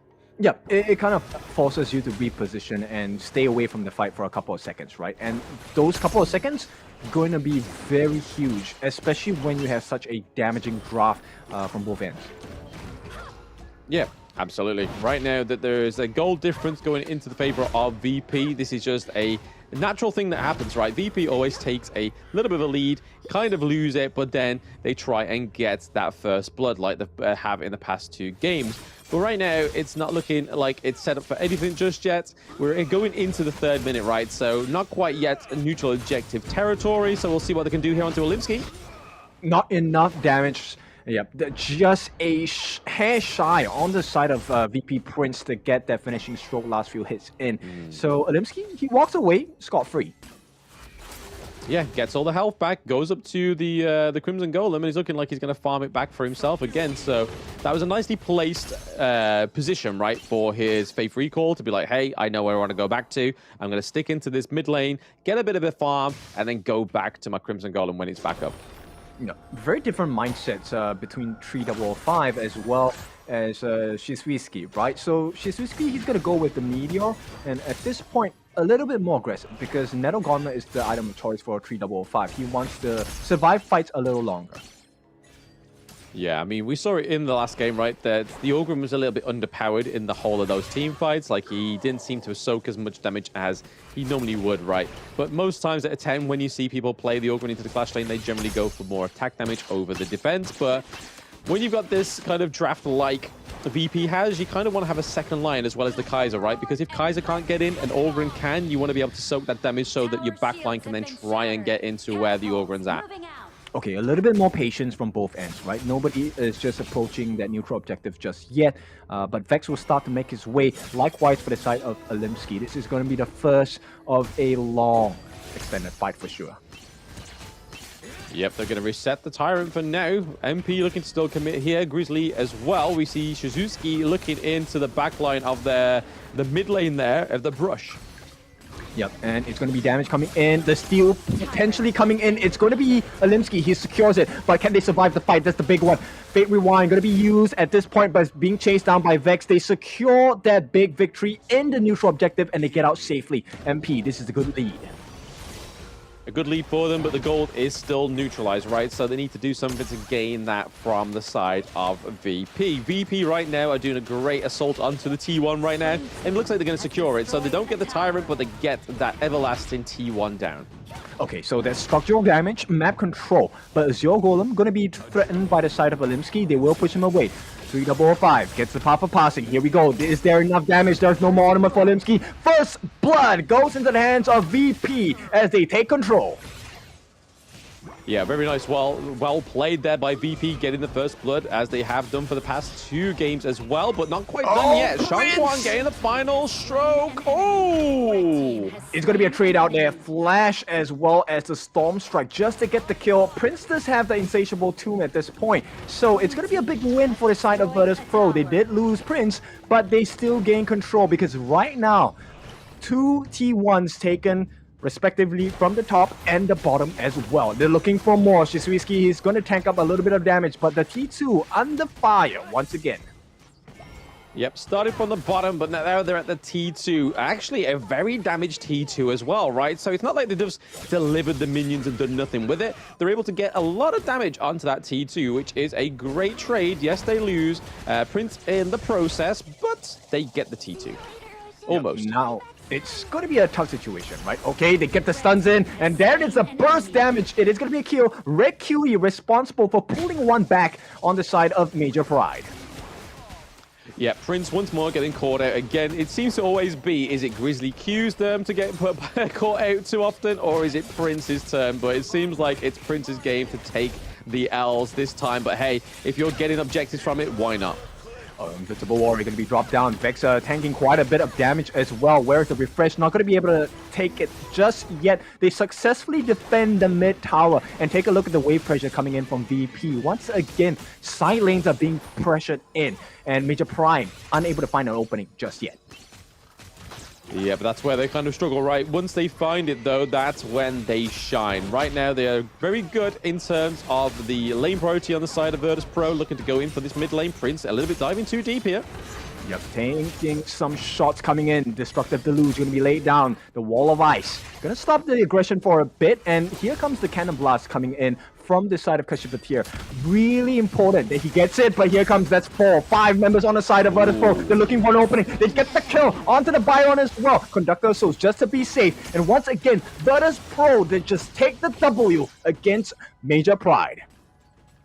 Putting the P in pro right now is Virtus.pro. They're able to get that kill into the Clash lane. Not quite still securing that T2 though, but those minions are rocking around just on time. The delivery for damage has come through.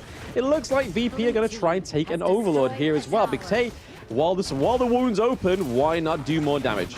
Yep, that's why you have the extensive map control, right? That's what you need to do to get openings around the map. And with that, that's a healthy lead coming in from Virtus.pro, 3,000 ahead. Yeah, it's basically where they need to be at, right? They need to just maintain this lead like they did last game, but then they just let it drop because Major Pride was able to get a solid team fight from them. But right now, they're putting the pressure into the bot lanes, they're putting the pressure into the top lanes. That's where it needs to kind of sit. So it keeps one of the side of Major Pride out of these team fights, and it's working well for them. Yeah, it's boxing them in, right? And which is kind of funny because you do have the Immorts coming in from Kashypatir. You would expect that Major Pride are the ones boxing them in, but somehow Virtus.pro is just making it work. Because they've got the control, right? They've got the control. They are happy to just continue pressuring them into a almost a one single lane rectangular box, which is that mid lane, because they're putting a lot of pressure into these side lanes, just leaving them be with the Vanguards, but at the same time, they're just trying to open up this mid lane, which would be crucial for Major Pride.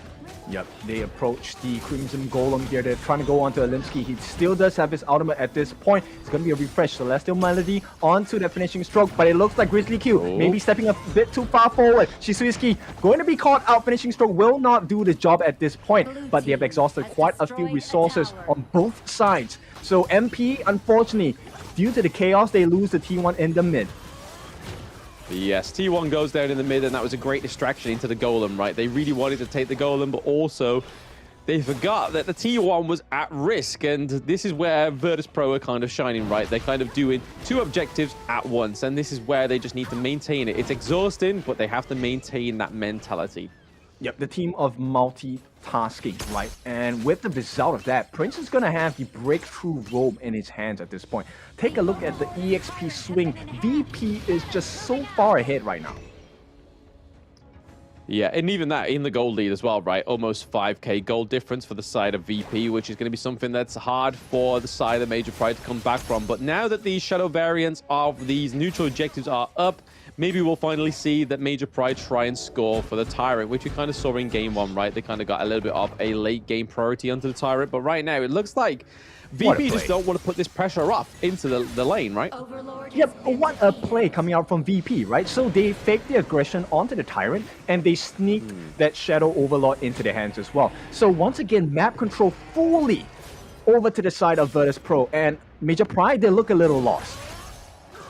A little lost, but hey, they may catch a 3005 here. Not quite. He's able to get the Path of Passing out of that one alive. But right now, they're able to take that T2 into the side lane once more, really boxing in Major Pride. This is the best macro game we've had today, just the first game, but Mac just making it work for the team. And here comes the pressure as well. They will not overcommit. Mac falls to half his health, but here comes the stun. Destructive Deluge going to be laid down as well. Major Pride, they hold on, but that's what they're doing right now. They're just holding on. That's all we can do, right? Okay. Yep, he's gonna go in. A finishing stroke. The first one gets a double kill. And that's only one of the two available finishing strokes at this point. VP, they find an opening. They find a chink in the armor as well. Prince looking to threaten with the second form of that finishing stroke. At the same time, Dragon takes to the skies. They want to commit. Conductor of Souls and tanking it up. Vex, he is making it work for the team. He's tanking for the team. And it looks like it's too much for the side of Major Pride to handle. Two members left on the side of Major Pride as the T3 is going to be taken on the bot and the mid as well. Pressure averted for the time being, but Major Pride, that is a hurtful combination to eat. Yes, I mean, they ate pretty well, right? They were able to get a 3-3 trade, but only in the terms of kills, because they've lost their higher ground turrets in the mid lane, and they lost it in the farm lane. So overall, that was a fantastic outcome for Virtus.pro. But now, we got to see that Major Pride do something here when they have that little bit of space to breathe. They need to make sure they can gain something from Virtus.pro, whether it be a neutral objective, whether it be a kill or two. Right now, looking to try and take this Shadow Tyrant. Yep, big concerns for the side of Major Pride, right? Because at this point, if you take a look at max damage, his crit steal 1,600, and here we go, Kashipadir, think it's out of the box, but at the same time, Kinesis is falling very low, will be taken down. The long-reaching arms of the Dragon have hit the mark, and at this point, DP, they have the lead, they're going to try for more. Finishing stroke going to be used here, will be sidestepped at the moment, but they have other ideas. Vex going to push them back away, Cannon Blast going to be landed down, they stop the aggression midway, and at this point, DP looking so strong. Yeah, Cannon Blast at this point is just going to be used for a little bit of a breather, right? Just a interval for an ability, but right now, it looks like VP don't want to give him an interval. Yeah, Prince goes in with the finishing stroke. That's the first of two available. 355 will be taken out. No, the Blood Rage saves him momentarily. They will be taking him out. And at this point, Mac, he will not survive. That's a big kill. A Rampage going for the side of Red QD. But they lose the structures on their base. So it's a barren wasteland on the side of Major Pride.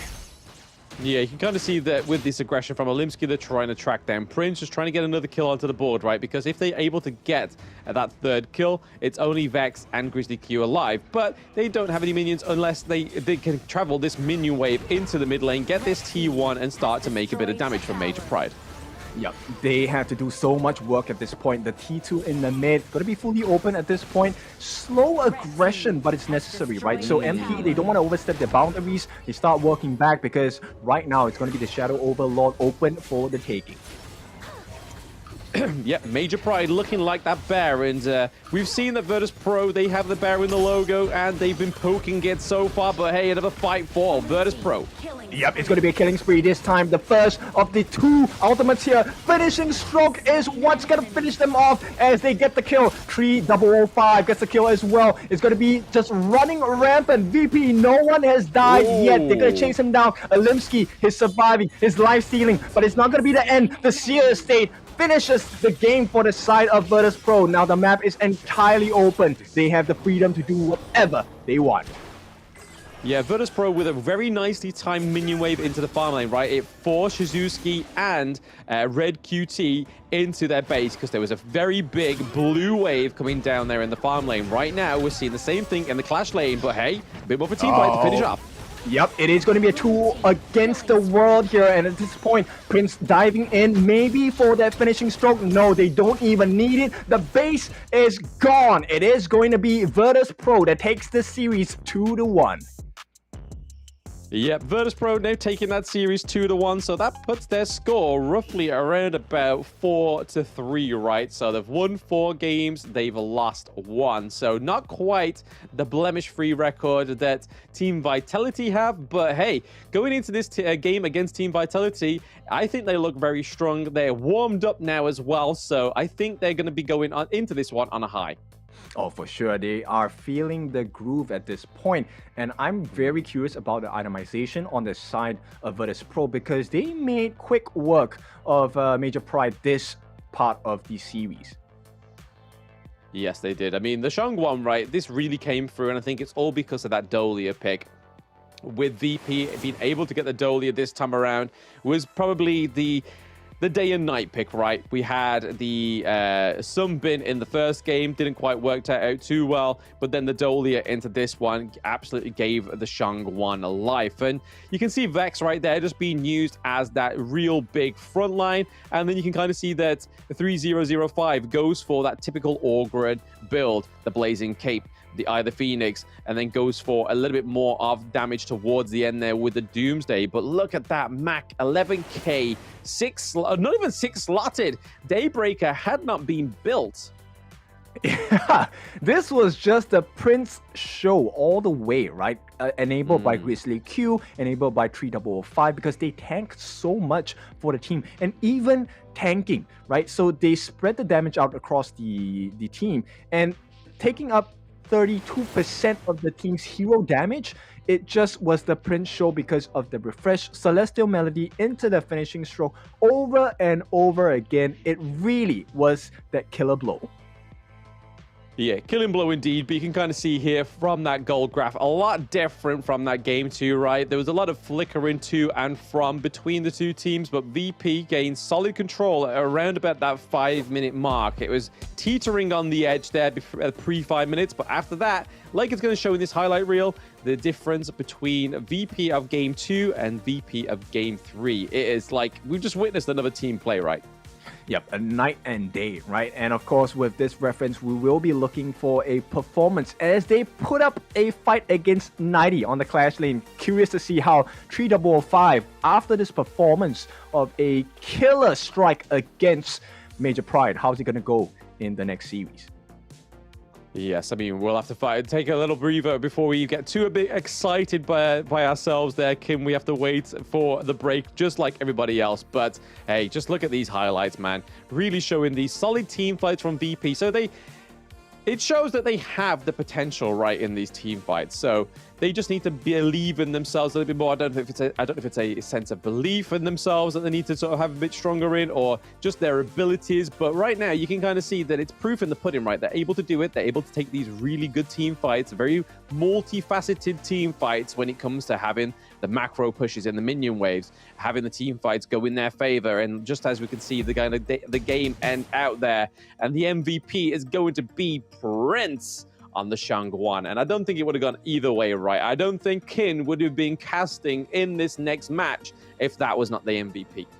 Oh, for sure, man. Prince, this was a absolute perfect performance enabled by the draft as well as the playstyle of Virtus.pro, right? So everyone's tanking for the side of Prince, and all he had to do was to go in with the finishing stroke as well. So multifaceted moves for a multifaceted team, the team that showcased multitasking at its best. No, we're not just doing one thing at a time. We're doing 3, 4. Take your base, take your buff, take your neutral objectives. Everything for the taking on the side of Virtus.pro. And that's the winning condition of Honor of Kings, right? Is making sure that you're doing multiple things at the same time, because it's such a quick-paced game. It's not about getting kills on the board and then thinking, hey, we've got some kills. Great, amazing. Now what should we do? It's like, hey, we've got kills, we're having a team fight, we're getting turrets. But what we are getting right now is going to be a short break, guys, before we get into match 2. Probably the deciding match of the day. If it goes well for VP against Team Vitality, we shall see. Don't go anywhere, guys. We'll be back quite soon.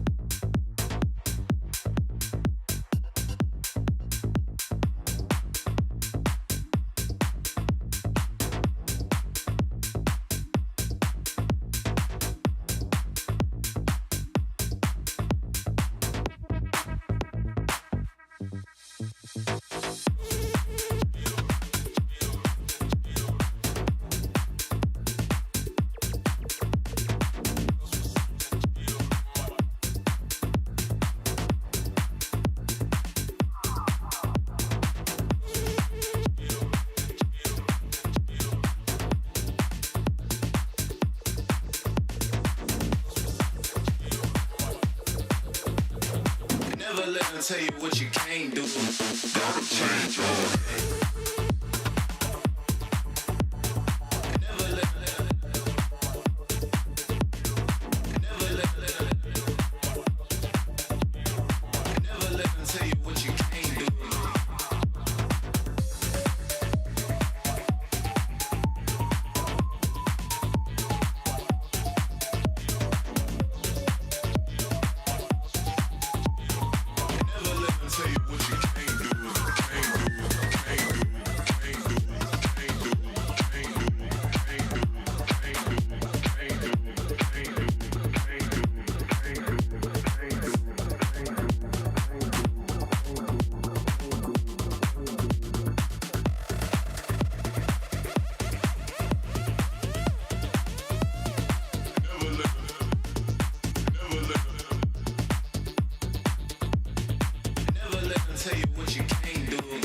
Gotta change all that.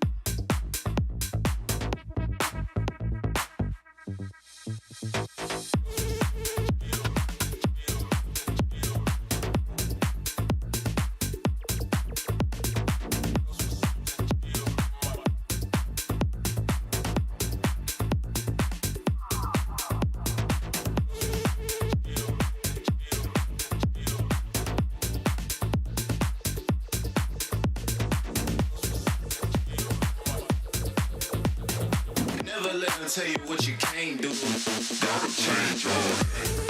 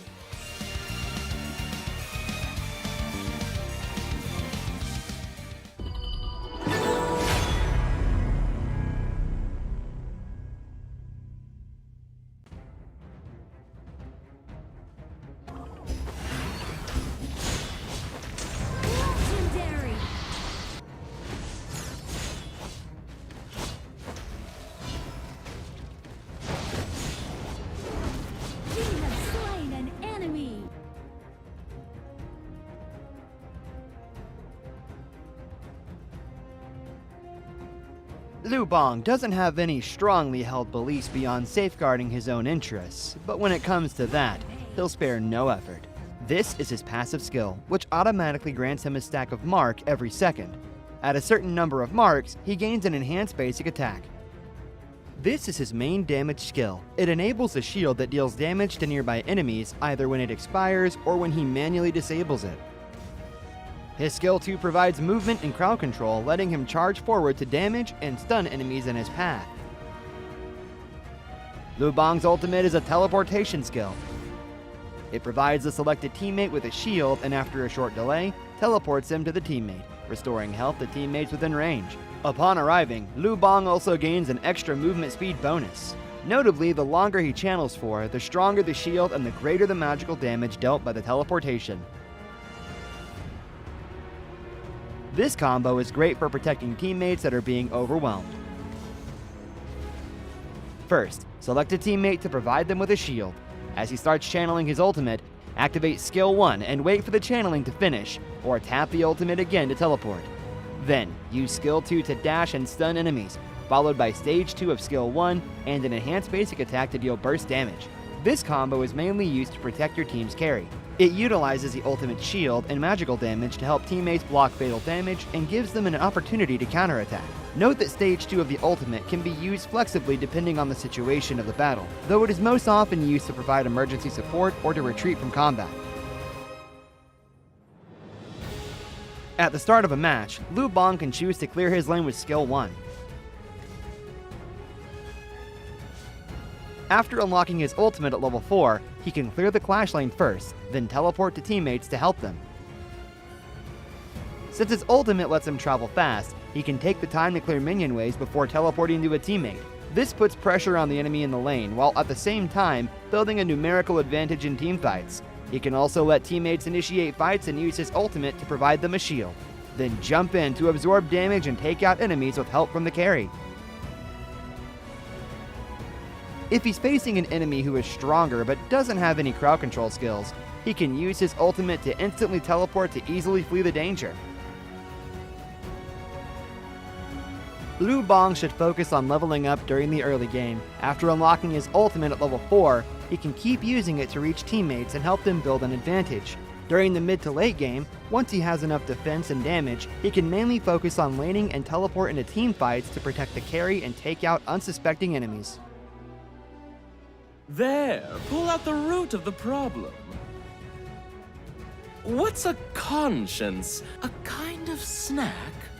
Why duo someone when you can gang up on them in a valley?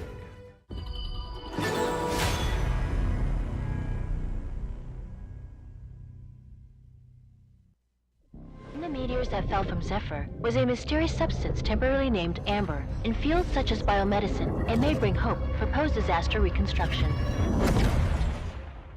The possibility that they're still alive is practically zero. This is our only chance to save them.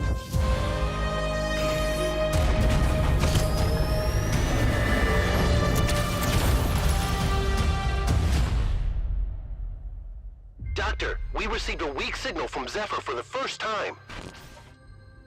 Zephyr! Rescue!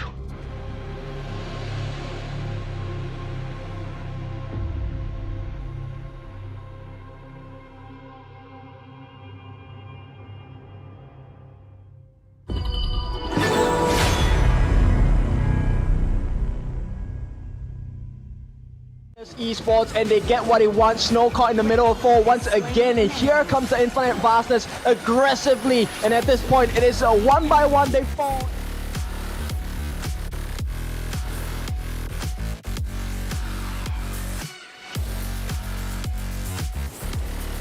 Duel to death. He kills Kakarot right away. He wants to go for more. He's chasing after them with the Nine Novas jumps in once again, will not survive the fight. A Vanguard shoots, they fall, and his influence rage.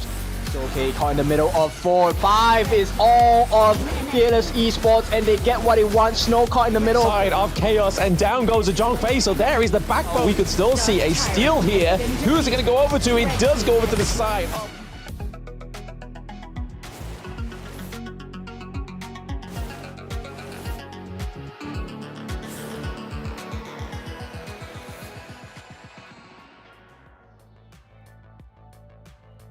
Welcome back, everybody, to the next match of the day that is going to be Team Vitality against Virtus.pro. A lot riding on this next best of three.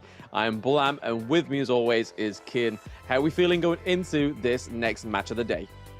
Anxious, because this is going to be a banger of a series. They both understand what's at stake here. Winning this series 2-0 will put either of them at the top of the table, essentially securing that slot into the Honor of Kings Championships 2024. Yeah, and this is what both of these teams came here to do, right? I mean, and Major Pride, but there's no chance that they can now get to that top spot, unfortunately. Even though they played very well in that last game two of the last best of three. But yes, it's all about Virtus.pro and Vitality. It's the double Vs looking to represent Europe and EMEA within the KC 2024. So that is your next match. And then after that is going to be a little bit of a filibuster depending on what happens in this next game. So Virtus.pro going against Team Vitality, and then Major Pride are coming back onto the Gorge to maybe try and take a round from Team Vitality. So they can walk away and say, hey, we took a round from the partner teams of Europe. Yeah, and you know what? Major Pride could be a major pain to the side of Vitality with that last series of the day. But we have to get through our second series of the day. Everything is riding on the line here for both teams. I want to see how it's going to be like. Let's introduce Team Vitality. Blam, why don't you take this one? Absolutely. We've got 90 in the clash lane, City Boy in the jungle, Highland in the mid lane, Shanks in the farm lane, and then Winter is coming in the support role. Winter obviously being the newest member on the team and has fit in fantastically. Oh yeah, the synergy has been unparalleled so far, right? And I have high expectations, high hopes for Vitality. We have seen them in the much bigger world stage in Saudi Arabia, Riyadh, right? Where they took on the strong opponents in the Esports World Cup. This time, they're going to be facing foes of similar caliber in Abu Dhabi, all the way live there. Yes, but this is their opponents right now. It is Virtus.pro. We've just seen them again last time, and it is a 3005 Vex in the jungle, Prince in the mid lane, Mac as the farm, and then Grizzly Q in the roam and support role. Yeah, so strong showing from both teams, a better performance from Virtus.pro today, but it has been a stellar performance from the side of Vitality yesterday. So let's see, right? Do they have the momentum from day one, or are they still kind of getting into the groove? And with that, bans and picks have started, and VP get the Mai. Ooh, VP get the Mai Shiranui, so Prince once again getting that flashy mid lane for himself. But the thing I'm really interested in is Team Vitality with the Dolia. We've already seen Virtus.pro with the Dolia. Now Vitality get it. This is going to be interesting. Yeah, and Highland has the Shangguan opening, but at this point, ban stage, will VP take it out? I mean, they may do, right? I mean, you know, it's not many times we see the Mai Shiranui go against the Shangguan, right? So it's probably going to be the Lady Jen coming through for the side of Team Vitality, whether they want Highland as the carry or they want him on the Princess Frost like we've seen him before. But right now, they've got Shanks on the Lung, which yesterday held a very promising performance. Oh yes, and they're gonna ban out the Lady Sun and Arlie. So two of the easier to handle Lung heroes. And it looks like VP, yes, they will go through with it. The Highland Shangguan not going to be available this time. Yeah, they've gone for the Shangguan just in case, and obviously they've taken out the Hino because they know Highland can carry, right? Like I was saying yesterday that he can play both of these hero kind of playstyles, either be the supportive, utilized mage in the mid lane, or go for these assassins, become the sword rather than the shield of Team Vitality. Oh, I like this ban coming out from Vitality, right? They're gonna take out Ho E. The Blazing Sun, the Burning Sun arrow, not gonna be available, but it's more of the consistent damage that he's gonna do over time. Yes. That's the real pain for the side of Vitality, especially when you have Dun in your lineup. And VP finally gonna conclude the last ban with the Princess Frost. So, Lady Chen, I guess. Yeah, Lady Chen is still on the board, and I don't think there'll be another pick for the side of Team Vitality to go for unless they decide to go for a Ganon Mo, but we've never seen Highland go on the Ganon Mo, right? Obviously, he would have dual the amounts of blades to throw out. Those couples blades would not be short. But I'm really surprised that they haven't gone for the Kaiser on the side of Team Vitality. We know that City Boy loves to play the Kaiser. They have the Dolia as well, paired with that Kaiser. They go for the Dune instead. Again, still a very tanky hero. I have no qualms with this pick, but it seems like they're missing out a bit of a trick there, not going for the Kaiser. The Elaine's still up, so I can imagine it's going to be Elaine in the Clash lane, right? Yep, at the same time, VP pick up that Tyrantia, and it's a 50-50 for me, right? Because we have seen spectacular performances, but they we've take it also from them. seen, the Tyrantia fall short. So Elaine, final pick to wrap up the VP lineup at this point. Yeah, I thought that would have been the go-for pick for the side of Vitality, because obviously that dual Death on Sunset, we've seen it many times before, where you can engage with it, disengage with it, thanks to the Dolia giving over more than one. But right now, you can kind of see the focus for the Dolia is going to be on the Infinite Vastness, right, onto Shanks, because he's played it very beautifully before, so he has that disengage and re-engage, and disengage and re-engage again. So he has the double dragon form, but right now, it's looking pretty well for VP, right? They get the Hugh Huan, which has been a big pick for Vex and a big pick for most teams, but it's going to be Nighty getting the Byron. Okay, so this is big for the side of Vitality, right? Nighty is going to be in charge of catching out members on the side of VP, and we already know he's very proficient, very good at doing that. So it's a big concern for the side of VP, and boy, we have a game on our hands. Yes, we do. I mean, we expect nothing less, right? Because we saw these two go at it yesterday. We had one game that went the full miles in the Honor of King's Gorge, where we saw the Tempest Dragon, and then we saw a game that didn't quite go that full distance, but still was a lengthy game nonetheless. It wasn't quite that 6-minute defeat that we saw from Major Pride against Team Vitality. So Virtus.pro definitely putting up a bit of competition here for Team Vitality, but nonetheless, Team Vitality still took both 2-0s yesterday, but it's just how they got them. It wasn't as clean as I thought it would be, but now getting into the Gorge for the last time, potentially, is VP against Team Vitality. Yep, the last chance they show up, they have to make it count, and right away you can see the focus on both teams, right? They want to make that win on the Clash lane on the top, and it's all about the mid lane rotations for the side of Vitality instead. Yeah, we see that both the... I thought they probably would have gone like neck and neck, that the farm lanes may have switched around into the mid lane or vice versa for the assassins, but hey, they're going to stick around into that bot lane, right? So Duranji going against the Shanks on the Lung for the first time around. I think it's the first time we've seen Mac on the Duranji, isn't it right? Yeah, I think so too, right? And at this point, VP have a better rotation. They managed to steal away one of the Tusk Boar camps from the side of Vitality. That's going to dwindle CT Boy's farm for a little bit. Yeah, just a little bit. It's just a little bit of a upset for the side of Vitality, right? But when you're playing this Hugh Huan, you kind of want to play it very aggressive. But I like to see Grizzly Q on this Modsu, because if it gives us the same flavors as Kashi did in the last best of 3, it could be trouble here for Shanks, because the way that Kashi placed those cannon blasts down when the Infinite Vastness came off was huge. Okay, and Vex might be the victim here. A lot of damage, and this is where Vitality are at the strongest. First blood goes into Vitality's hands. They take the lead. They take the lead, but it is a quick trade for Highland as well. So they lose Vex, but pick up Highland. That is Prince on the Shangguan. We see the Wind Slash come through, not quite connecting onto either of the side of VP. But for now, it is 1-1 in terms of the kills. Okay, so big benefits for both sides, right? So City Boy, he's going to have a huge lead against his own counterparts in the jungle. At the same time, Prince will have a bigger burst against Highland. But Highland does have the Ocean of Tears to kind of play around with that iframe.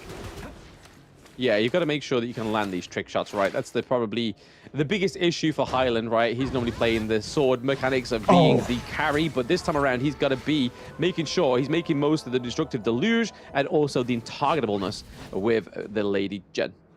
Yep, that was a huge miss by the side of Prince there. The WEU engine didn't really make the cut there against Highland, so Highland makes it out safely, will not be pushed away from the lane. At the same time, you can see City Boy already having a lead. Slight EXP against Vex, and here comes the stun. Oh, everyone onto damage, but it's going to be an Unruly Blade. He's going to make it out safely. Here comes the Wave Breaker along with the ult as well. So Vitality, they know what to stake, they know what to do to protect everyone on this side of the team. Yeah, looking like a very strong early game from both of these teams. Right, Vitality just ahead by about 400 gold, which is not a lot. It's basically a death. Oh, speaking of death, Mac almost going down there. Yep, a little too close for comfort. This is going to stop the aggression and stem the bleeding on the side of Vitality here. Shank's going to be healed up once again. Nice Cannon Blast, but Winter kind of cancels that out with the Wave Breaker as well. Yeah. Oh, counter engage. Destructive Deluge, not going to hit the mark. They will get the Ocean of Tears, but it's Mac who survives. The last Flaming Palms will not hit the mark. Yes, they didn't quite scratch the side of VP. Mac looking pretty damaged though, so more than a scratch, more like a bite from Shanks. But right now, we're kind of seeing that gold lead is slowly slipping away from the side of VP, right? The wind slashes are hitting differently. They're trying to freeze this wave here. Oh, Grizzly Q missing out that Cannon Blast though. Oh, Prince somehow misses the mark. It could be spelling death on the side of VP as Vex is going to move away. Cannon Blast landed on a City Boy. That's quite a bit of damage. Katosin as well thrown out into the mix, but it's not enough. City Boy is going to be very tanky on this Dune, and at this point, Vitality just have full control of the Tyrant. They take the first neutral objective of the game. Absolutely. Well done to Team Vitality for taking the Tyrant that time around. Again, it's going to enhance the damage from Shanks. Yeah, so small wins across the map for the side of VP, right? But at this point, Mac, hang on, there's quite a bit of damage. The Peace Bringer unable to bring too much damage over to the side on Vitality. And here comes the refresh as well. Celestial Melody, the refresh riding in the wind. Yes, so far the refresh is coming in for the side of Team Vitality here. We see that the healing from Dolia is really paying dividends here. Winter playing the Dolia very well, just giving a extra bit of a lifeline to Shanks right now in this fight between VP and Vitality. But Vitality at that 14.2k, whilst VP are at that 13.3. Mac taking a lot of damage there, unfortunately. Is having to probably recall there unless he's got the Honeydew under the turret, which is very likely. He's able to stay there. Void Slash coming through. Yep, City Boy jumping in, and it's going to be a quick kill onto Grizzly Q here. Vitality take another win across the map. Yep, so far for the side of Team Vitality, taking out the kill onto Grizzly. He got a short demise there, but they're still not happy with that. City Boy goes in with the Unruly Blade over the wall, maybe potentially taking this T1, and yes, they get it. Yep, Highland gets into the mix as well. Mac is in danger at this point. 4 different members will get scouted out by Vex in the mid lane as well. They're looking for more. Here comes a knockup onto Mac. He's going to use the Imperial Law to get out. At the same time, City Boy, he does get that T2, but there's too much damage in. Nobody's able to get hands onto Shanks, and he's laying down the pain. City Boy is still surviving. Nobody's able to get the kill onto this Dune. It's going to be a kill on Vex and Vitality. They are just stronger at this point. Yeah, Vitality going for that same kind of method they did against Major Pride. How they got that 6-minute victory was by storming that farm lane. They knew that was the weakness, right? And with the DRNG, that is definitely the weakness on the side of VP. We haven't seen Mac on the DRNG. Takes a little bit longer to actually get any kind of utility. But right now, Vitality helping themselves with all that farm. Yep, they swing the door open onto the jungle side of VP, and they help themselves. That's going to amplify the farm pretty fast. Right now, 3,000 ahead, and they're going to start working on that Overlord as well. Yes, the Overlord going over to the side of Vitality would be pretty huge, and that already kind of assesses that the gold lead is happily over to the side of Team Vitality right now. They're up by 3k gold, which again, when it comes to these team fights, having that 3k gold lead is already huge, so it's going to take a lot for the side of VP to try and take these team fights in their own favor. But Grizzly Q looking at a very low level there, same as not far behind Windsor, but still, we need to see those cannon blasts hitting differently, right? Oh, what was that? Grizzly Q actually committed, I think, inside the box. That's going to be horrible for the side of VP. Now, they have to do quite a few things at this point. Giant's Grip already close to completion for the side of City Boy, and unless they can stop his farm, it's going to be a tough game for the side of VP. Maybe he was thinking outside the box with the think inside the box, maybe. Maybe that's where he went wrong. Yeah, they need a little bit more creativity, right, on the side of VP because the problems are starting to stack up on the side of VP. I mean, they're pretty much are stacked right now to the point. Okay, VP Mac looking pretty low. Unfortunately, Highland's not able to get in there any further, but that is... Mac is just taking loads of shots, very unnecessary, like he's always been caught out within these fights. Yeah, you know, doesn't hold true to the word of pain makes you stronger at this point. The stun comes in from Vex with the Tragic Beauty as well. But right now, they're going to try once again. City Boy jumps to the back. Unruly Blade. Here comes the tank on the side of 3005 as well. Unable to lay the pain. There's not enough damage coming in from VP. Yeah, VP's damage is not quite yet activated just yet, especially with the Maishiro no, you're not having the items yet, but that T2 looking like it's going to suffer once more to Team Vitality. 19 to the back of it takes Vex, but is that all they're going to take in? I think there's going to be plenty more, right? That's a 90 special, 99 with the Storm Strike as well. Getting the kill onto Vex. Right now, it's a huge amount of pressure. Prince unable to do anything for the time being. Vitality take the one step back. There's more to be achieved here. I feel like there's like something to be said like 999, but 999. It's like saying goodbye 99. I don't know. Something, a little bit of a cog went on my head there in terms of punniness, but it didn't quite land how I thought it would. But there we go. We need to think of a signature thing for 90 because he is a beast in the Clash lane, right? No matter what he plays, the Dharma, the Byron, we saw him on the Orgrin yesterday as well. So he's been very good at kind of filling the roles in the Clash lane. Okay, they need to have this deal somehow. It's not going to happen at this point, and Vitality extend their lead. It's going to be a 5,000, 6,000, in fact, goal lead for the side of Vitality. A big swing after swinging their arms in the faces of Virtus.pro. Yep, we're currently seeing here that Virtus.pro struggling in this game one, right? This is what happened like yesterday. They struggled with game one, came back in game two with a full 23-minute match, right? So maybe this is exactly the same thing, but it's going into day two, it's not what you want, right? You don't want to be losing a single round against Team Vitality if you are in it to win it, because this is the last time we'll see Virtus.pro on the stage if it goes a 2-0 for Team Vitality. Yep, you know what? But they're down, but you never count them out. And at this point, nice stun, Cannon Blast onto 2. Winter and Highland get knocked for the time being, but it's going to be a Tyrant going into the hands of Vitality. Once again, 4 neutral objectives, nothing to be said on the side of VP. Yeah, nil point, as they would say in France. They have nothing on the board in terms of those objectives, in terms of turrets, in terms of neutrals, but right here you see 3005 almost getting caught in the bush there from 90. Oh! Yep, gonna use the Death at Sunset, but once again, Unruly Blade as well as the Ocean of Tears knocks him up. It's not gonna be enough. He takes the kill. It's gonna go into the hands of Shanks, and it's all, the floodgates are open for the side of Vitality. They sense the danger, so VP, they have to take a step back. T3 on the top, gonna be taken down. More aggression to come. City Boy wants to open more. At this point, the refresh comes in. Celestial Melody, 99, he gets the killing spree as well. Game 1 looking like it's almost over. At this point, no minions to speak of, but time is of the essence for the side of VP. They have to try and slow this push down, but it's not going to happen. Ooh. It's going to be a full team wipe and ace as Vitality take game number 1. Yep, quickest game of the day today. 12 minutes for Team Vitality, taking a very solid game 1 in this match 2. Almost tripped over my words there, but again, we saw that early game aggression right down into the farm lane just led them to opening up too much of a can of worms on the side of Virtus.pro. They were wide open in the farm lane, just allowed them to sort of gain access from many sides into the enemy jungle, and you kind of saw it with Dune, with City Boy, just helping himself to the enemy jungle. Yep, so it's a story of 2 different grips. Right now, VP losing their grip on that ticket to the Honor of Kings Championships 2024. Vitality, on the other hand, extending their grip and even harder, making it even harder for the side of VP to see that ticket and that flight. Yes, they are one step closer to KC 2024. But when you look at this board, there is not really any outshining performances on the side of VP.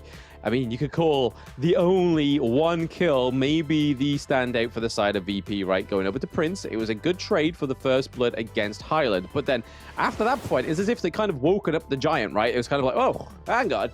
That wasn't meant to happen. And then all of a sudden, it was just like, oh, VP was like, hang on. Our farm lane's gone.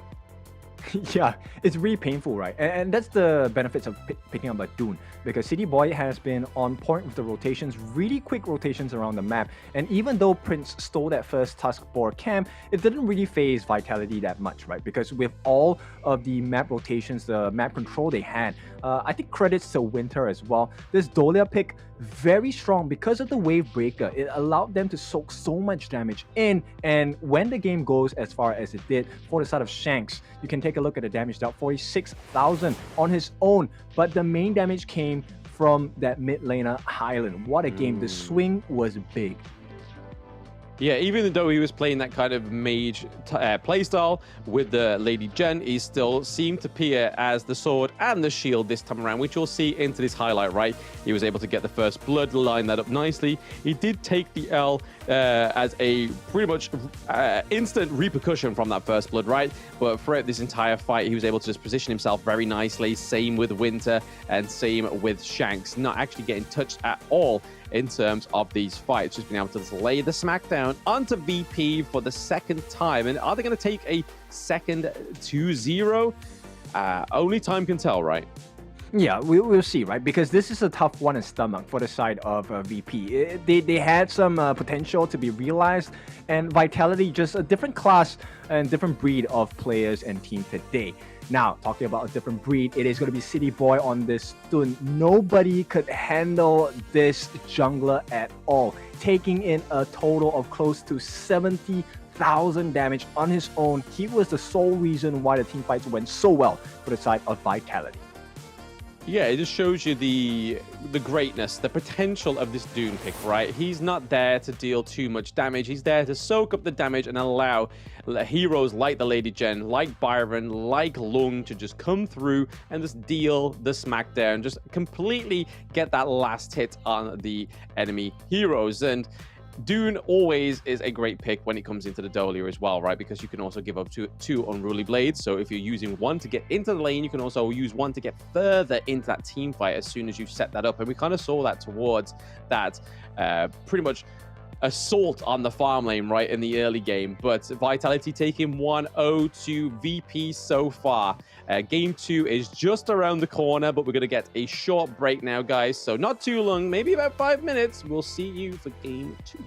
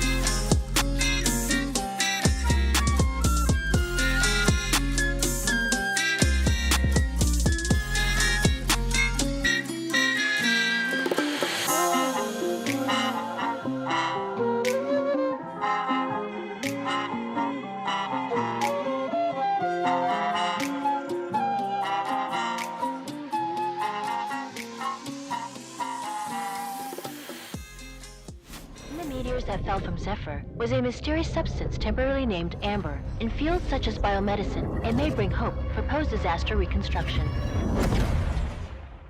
The possibility that they're still alive is practically zero. This is our only chance to save them.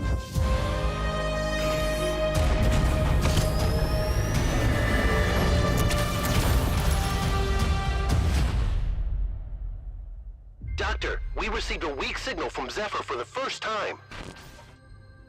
Zephyr! Rescue!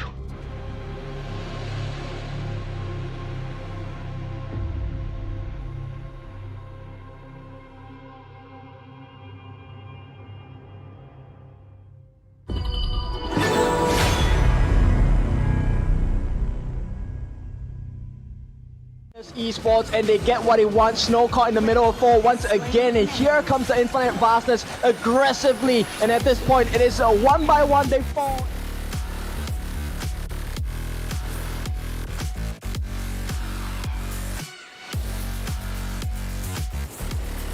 Duel to death. He kills Kakarot right away. He wants to go for more. He's chasing after them with the Rhinovas jumps in once again, will not survive the fight. A Vanguard shoots, they fall, and his influence rage.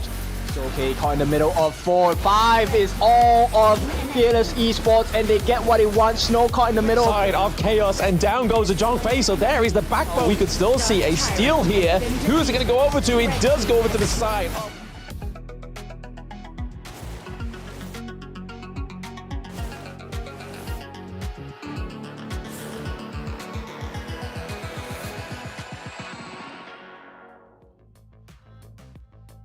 Welcome back into the second match of this best of 3 between Virtus.pro against Vitality. Now, the lifeline is becoming cut short for the side of VP as Vitality. They're going to be leading the series 1-0, and this could be the killing blow of VP's dreams for Honor of Kings Championship 2024. Blem, what do you think about it? Absolutely. I mean, it could be right. I mean, after that first game, it wasn't quite the massacre that they dealt to Major Pride in their game 1 that when they first met, right? They were still able to take that farm lane super easy. They opened it wide up, and then once it was opened up, it was kind of just a done deal from that point. No pun intended. But after that, they were able to just kind of just get more control around the map, do a lot more damage. Maybe we'll see Highland on a little bit more of a carry pick this time, because obviously he was on the Lady Gen first. Dolly getting banned out, I think, is probably the correct point of call, but that's not going to nerf Winter. We've seen Winter on plenty of heroes now, and they play them super well. Yeah, you know what, the Taiyan, the Dolia, the Zhangfei, these are all big picks coming out from the side of Winter, right? And she has been performing at the highest of standards for the side of Vitality. Now, at the same time, VP, they're going to ban out the Hano, but I'm not sure that's going to be enough to nerf Highland, because Highland still has the Shangguan to play around with. So VP, they're going to put confidence in the Yuhuan pick first. Yeah, I think everyone goes to this Huan pick first because they know if they don't, that their team is going to utilize it in some manner, whether it be mid, whether it be jungle. But I don't think we've actually ever seen City Boy play the Huan, right? So he's always on these really aggressive tank front line picks like the Dune, and then Ali once again, Shanks picking up that one rather than the Lung. So maybe we'll see Mac pick up the Lung if it lasts the next 2 ban phases. But I suppose this is where you would pick the Lung, right? Second or third pick. Yep, I don't think you want to allow Vitality to kind of disrupt your picks at this point. They need to give Max something stronger. And at this point, looks like they will focus on the mid instead. So Ziya and Zhangfei, the Z combo here. Nice shields, nice growth, but we have seen the gameplay. Can they actually last to the late game? I think it was the Suya pick that got them to the late game last time, I think, if I'm not mistaken. But Prince, we've been seeing the Major Pride ban this pick pretty much every game against VP as well. So it is one of Prince's favorite picks, it seems, is that Suya, because obviously the Universal Law has a very far range, and then you also have the blessing of being able to get past level that level cap, right? And then you can give that over to one of your teammates. But it looks like they're going to lock in on Highland, that Lady Gen again. Okay, so it's still looking good for the side of Vitality, right? At this point, VP, I like the Zuya pick, but I feel like it takes a little bit of time. Yes, he does have the Sanctification, there is a growth through his passive as well, but what happens when a Zuya dies consistently? You don't get the EXP advantage that way. You don't know. Sometimes, I think the one time when he actually did play it, that we actually commented that considering he was playing the Suya, he wasn't actually getting the XP advantage that he should be getting after getting those creeps, getting those little pots of EXP from his side. We should see how Prince plays this one into it. But taking the Zhongfei for themselves is a good thing because Winter plays that very well. And also taking the Taiyan off the table as well because Orgren is still up. But I don't think it's something that 90 would play necessarily. They still have the likes of the Elaine. Byron is still up as well into the Clash lane. They could probably lock this in on the 4th pick. Yep, it's a very scary notion, right, for VP if Vitality picked that up. But no, they actually prioritized the Sun Bin first. Interesting, I like it. A very disruptive pick altogether. But VP, now the ball is in their court. What do they want to do? They still need that farm lane. They still need the farm lane, yes, but also do Team Vitality need their Clash lane? But it seems like 90 just always sits in and fills in whatever he needs to, right? Because it's always towards the end where we see 90's picks come through. So it's a clear sort of like indication that 90 just generally can play most things into most roles. So that's a good thing for his playability, right? His ability to just dominate that Clash lane. But right now, VP going for the Shoyu and the Mulan. Okay, so a lot of range from Shoyu, but you also got the range from Suya as well. So very interesting. Okay, I like this. The creativity is off the charts for the side of VP. Mulan, of course, has been buffed in the most recent patch. So along with the CC she offers, she plays really well with the combinations of the kit from Zuya and Zhangfei as well. And Sawyer is always going to be on the backlines far away. So I like this. It's a long-reaching arm from VP, but Vitality, they are a very tanky lineup with Dun. Yeah, they're a very tanky lineup with Dune, but they're over Dune, and they're able to get into that backline, right, with the Unruly Blade. Dune can take a lot of damage as well. So I don't think it's going to be an issue for him to have been going against these long-range heroes. So let's see if he can get into the getaway range of Suya. But getting into game 2, this is Team Vitality against Virtus.pro. Will it be another 2-0, or will Virtus.pro take a round from Team Vitality?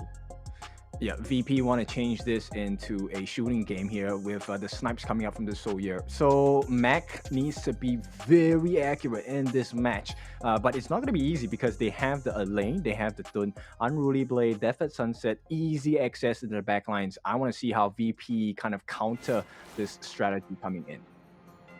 And I'm pretty sure we'll find out very soon, Kin, as we get into this game 2. Now on the Gorge is Team Vitality and Virtus.pro. We are seeing the same old thing that we normally see where the supports are in the mid lane, just helping their mid lanes get that farm up, get that Tsuya to a higher level quicker. Yeah, and one of the things that we might want to consider is that Winter is going to enable the entirety of Vitality pretty much from the get-go, because Time Flux is going to make the world's difference in the early fights. Yeah, absolutely. Just being able to do that damage over time. When you think you've escaped, that Sun Bin ability just comes through, just like it is on Grizzly Q there. Just enables them to do a lot of damage as well. But right now, it's pretty much a stalemate for these two teams very early on, as usual. It's just all about getting that farm, trying to get that lane priority set up for those neutral objectives. Yeah, so, you know, one of the winning conditions is if Mac can get a couple of snipes onto Winter at this point. And it looks like right away it's going to be a first blood for the side of Vitality. Yeah, speaking of smites and snipes, they are getting the first blood for Team Vitality. It has changed lanes, no longer the mid lane that got the first blood this time around. It's up into the Clash. 90 going that 1v1, which we know is super confident with. All right, so there's a big gripes from the side of 90, right, against 3005, and it looks like it's coming to fruition at this point. Vitality going to start being a little bit more aggressive. Yes, absolutely. They are being a lot aggressive there. There's the Universal Law being laid down onto City Boy, but not enough damage done from the Hugh Huan. So right now, nobody's dying on the side of Team Vitality. They're still up with the kills, with the gold, just as they get past that 2-minute mark. Yeah, but it's promising, right, coming out from Prince. So we'll see if he's able to transition into that late game monster that we expected Zhang Ziya to be. His sanctification going to be very critical in assisting VP to win this game. Yeah, so far that is probably the case, right, for VP. We've seen a lot of trades here, especially with the trick shots. The Destructive Deluge actually being placed into just kind of trying to zone out Zhang Fei for not getting in there. But okay, we're seeing the Mulan go once up, one again with 90. The CC immunity comes through, clapping him back out of that T1. We see that Grizzly Q comes over the wall. The Death on Sunset is just trying to get him away. And what an escape artist. What a guy with mechanical skills here, 90, just showing off the class he has, right? And that must be so frustrating for the side of VP. Yeah, absolutely. I mean, just getting away with a sliver of your health as well as a shield, right? That was just the pure skill of 90. You're just able to get into these fights, get out straight away when he needs to. Right now, we see Winter getting caught in between Vex and Grizzly Q. Not much is going to go on here, especially with Shanks nearby. Yep, Mac hasn't really hit a couple of the snipes just yet, but he is controlling the lane, right? This is one of the benefits of going up against an RD, especially when your range is longer than hers. But Mac at this point, they need a little bit more on the side of VP. Yeah, speaking a little bit more, we can see the team vitality again in a rotate here from City Boy and Highland as well. But everybody seems to be down here. The Universal Law gets laid down. We're seeing a little bit of a fight into the back line. It is going to be Highland that goes down currently at 1-0 for Virtus.pro as well. So that was a good engage. Mulan able to get out there with just basically the skin of her teeth. The snipes coming through onto 90. Not quite done. There is no 99 for now. Okay, so Mac has not hit that growth stage just yet, but the snipes have been quite accurate thus far, right? And this is a good sign for the side of VP fans, but at the same time, Vitality, they're equaling this aggression coming out, right? So they get the first neutral objective in their hands, and right now, for the first time in 2 games in this series, VP has the lead.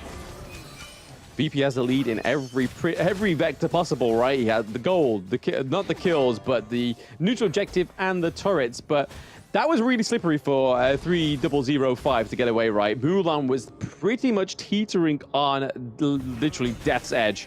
Winter sitting in this bush here. Grizzly Q with his famous check in the bush with his face. But hey, being Zhang Fei, you can kind of have a little bit more leeway with that, right? Yeah, you can definitely be a bit more aggressive, right? The beast has some value there. Yeah, absolutely. A lot of health, a lot of ways to just get out of there with the leaping savior and whatnot. But okay, on Bridal Light Roads onto Shanks. Shanks is able to use the parasol out of there, but is it going to be enough? Grizzly Q is on his behind, and there we go. The damage goes on to Shanks there. So 3005 picking up the second kill for Virtus.pro. What a nice little dagger into Shanks.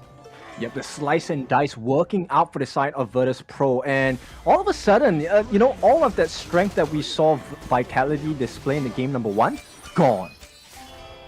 Yeah, it seems like something's throwing them off a little bit here, whether it was a draft, because we did kind of see that the coach was kind of like, when they locked in the Suya, there was like, eh? There was a little bit of that expression on their face, right? And even on our face, it was like, oh, okay, and a bit of a, eh? But hey, it's working for Prince, right? Prince really, there's a reason why Major Pride was banning this pick for Prince, because it's showing that he loves the Suya, and the Universal Law is not going anywhere.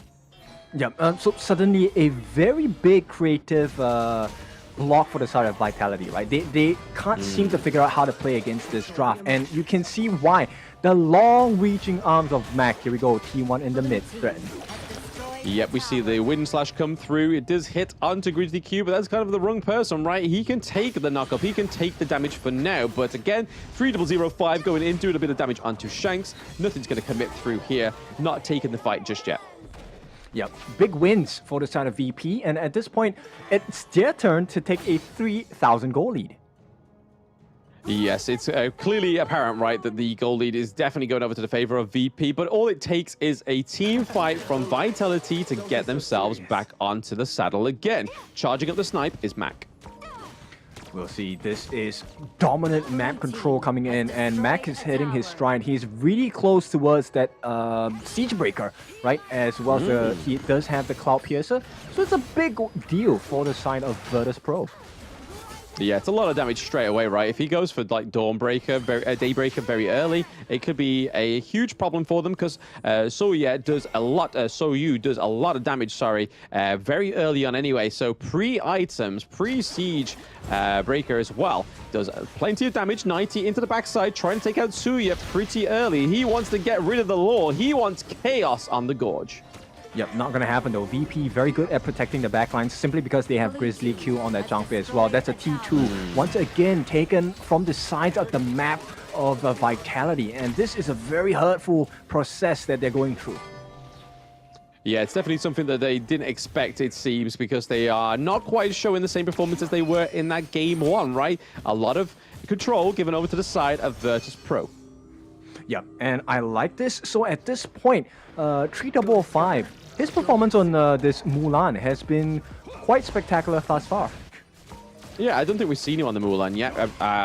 He may have played it in day one, I'm not too sure, but hey, it's definitely working for him, right? That CC immunity coming through beautifully when going to that head V1 against 90. But right now, we see that Highland sitting in the bush here. They're able to take their own Azure Golem for now, but getting caught out is 3005. We sing his praise. The time bomb comes through. It's not going to be enough to take down the Mulan just yet.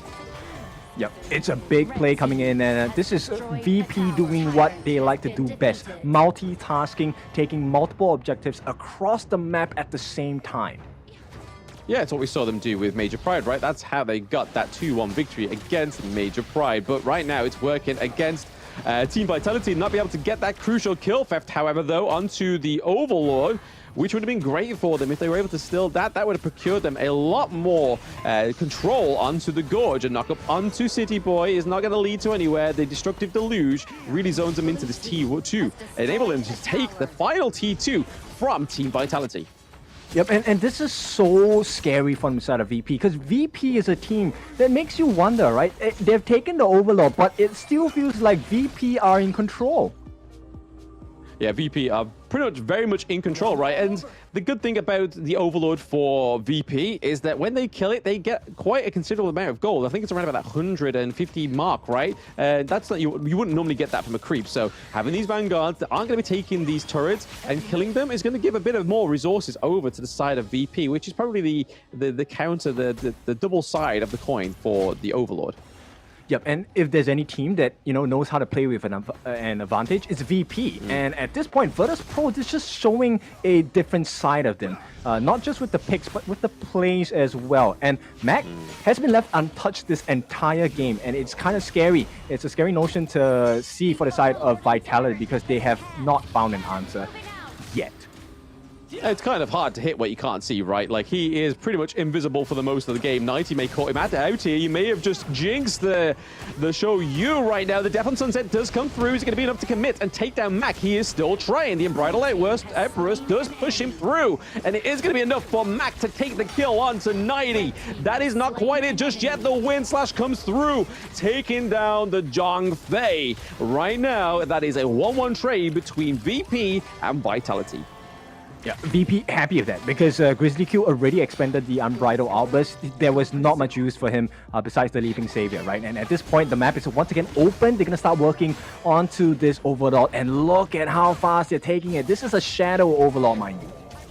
Yep, blink and it is gone. The Shadow Overlord going over to the side of Virtus.pro, whilst Team Vitality want to give themselves a little bit more damage with that Tyrant, and rightfully so, they're able to take it. So Shanks is going to be souped up for the next 85 seconds.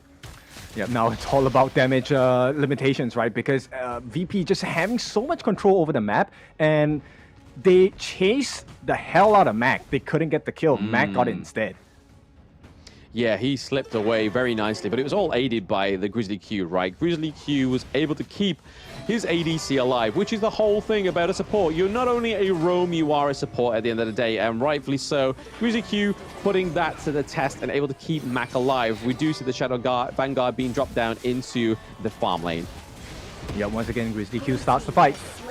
There we go. Yes, the Leaping Savior, the Universal Law taking down Highland as well. There is no high order when there is a Suya around. But right now, we do see that 3005 was getting caught out a little bit too lost in the source. But that high ground turret is looking like it's going to take a beating, maybe even go down here for VP. Yes, it is. Mac doing a lot of damage onto 90 right now. 90's on their own. Winter and City Boy just trying to keep 90 alive. They need him in there. Shanks as well, just trying to keep those Vanguards away from the Crystal. That is another high ground turret down for Team Vitality. This is a huge movement for VP. Yeah, relentless pressure coming in from the side of VP, and this is what we want to see, right? We want a spicy series, and now they're putting the hot in hot sauce. Now, VP, that Sundering Slash coming out from 3005, it was actually a super huge play because it garnered all of the attention from Vitality. They couldn't focus on the Mac, they couldn't focus on the Prince, and do you remember that huge burst coming out from Prince with the Universal Law? Instantly deleted Highland. It's not something you see every day. Yeah, I mean, when you built like the Mask of Agony, right, and other items, it's going to deal a lot of damage. And Vitality using City Boy here as pretty much anchor a little bit early there on the Unbridled Outburst. It does knock back two of the members of Team Vitality. Grizzly Q right into the back there, meets these death by the Destructive Delusion. That's not quite it yet. Mac takes down City Boy. There goes their huge tank. So that is tank for tank in this last fight. It felt like more people died there, but at this It felt point, like it. It really did. I can't remember the amount of times Grizzly Q got knocked up. He was bouncing in the air, I think 4 or 5 times there. And he did so much work for the team, tanking it up, soaking the damage like a sponge. Hey, sometimes even the beast wants to be a butterfly, right? They want that graceful airtime. Yeah, he was floating like a butterfly, but didn't sting like a bee. Maybe he didn't want to sting like a bee. Maybe he just wanted to be the gracious butterfly. Just let him be a gracious butterfly. Let him just serve that butterfly energy, that aura that was shooing around Grizzly while he was taking the airtime. But 90, you can see him here stalking the bush once more, trying to catch out Max. So there's only so many times that Max are going to be able to get away without seeing 90 take that death on Sunset. But it's nice to see that Suya is giving over that level cap to the Shoyu as well. So Max going to deal a lot more damage and also have that attack speed as well. So that's going to be something that Team Vitality, if they want to close this game out, need to stifle. Yeah, we need to be very considerate about the positioning of Mac, because as long as Mac is not taken out, that's a decent chunk of damage he's going to be able to deal onto Vitality as well.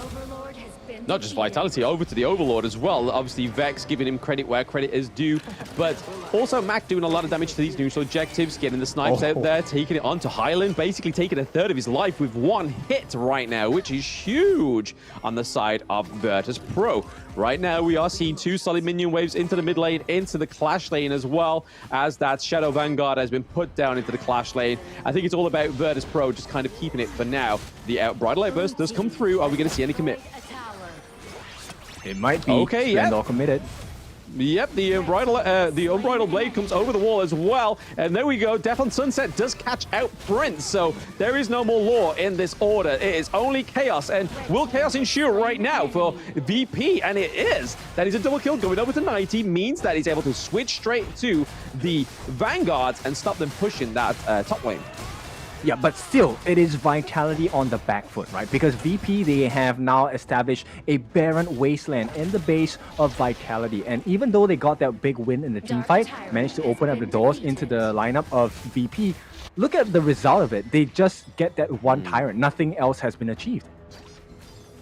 Hey, one turret may be all it takes, especially when Shanks is going towards that 6 slotted. All he needs is that Daybreaker right now. You can see the Sky Piercer being built there. So that is definitely the next item. And as you can see, he's ahead of resources for Max. So maybe this is the point, right? Just get Shanks pretty much stacked to that 6 itemization. Yep, you know, at this point, it's a big risk, big reward, right, for the side of Vitality. Because yes, you can have Shanks jump in, but if she doesn't time that Maple Dance well, essentially could be two-shotted by Mac. That's how scary he is. Very scary, very scary. And even then, you got to kind of make sure that they don't see the demise of City Boy as well. We saw it once or twice already where City Boy has actually met his maker into these team fights, which is a huge front line for the side of Team Vitality. We are seeing a minion wave here, but there is the Universal Law just completely putting that to bed. But right now, Team Vitality are just trying to get any kind of dominance onto this map in terms of macro. You can see right here, 90 into the Clash lane, just trying to push this T2. This could be the turnaround here for Vitality. They get the T2 into the Clash lane. Things are looking a little bit of a turnaround here for Vitality. Getting that goal lead is their next objective, it seems. Yep. It's a tough situation to be in for both sides, right? Mac needs to be really careful. City Boy can jump in. It's a perfect position for City Boy, actually. Yes, maybe diving onto Vex here, but a Grizzly Q is being sitting in the Destructive Deluge, right? He's not scared of that magic damage for now, but right, there goes the Destructive Deluge, so they've got to wait for that to come back on cooldown. Oh, Highland taking so much damage from the show. I mean, they make you contemplate the value of life, right? At this point, Mac is just throwing down the punches, and at this point, Highland is on the receiving end. He's not the person you want to get hit.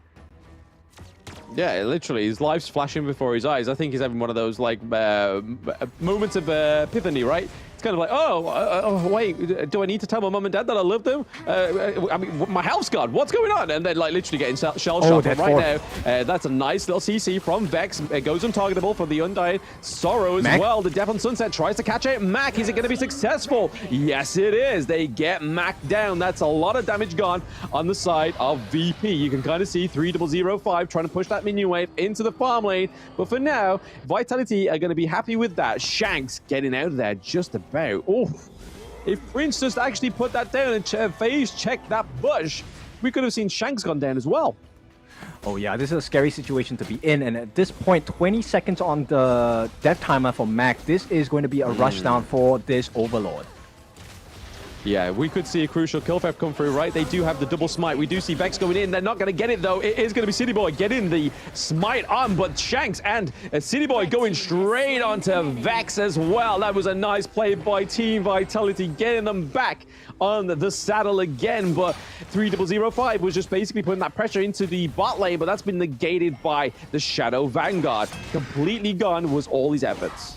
Yep, this game is going to be decided in the next minute or so, right? With the Tempest Dragon arriving soon, 50 seconds on the clock. Vitality have to make it even in the lanes as well.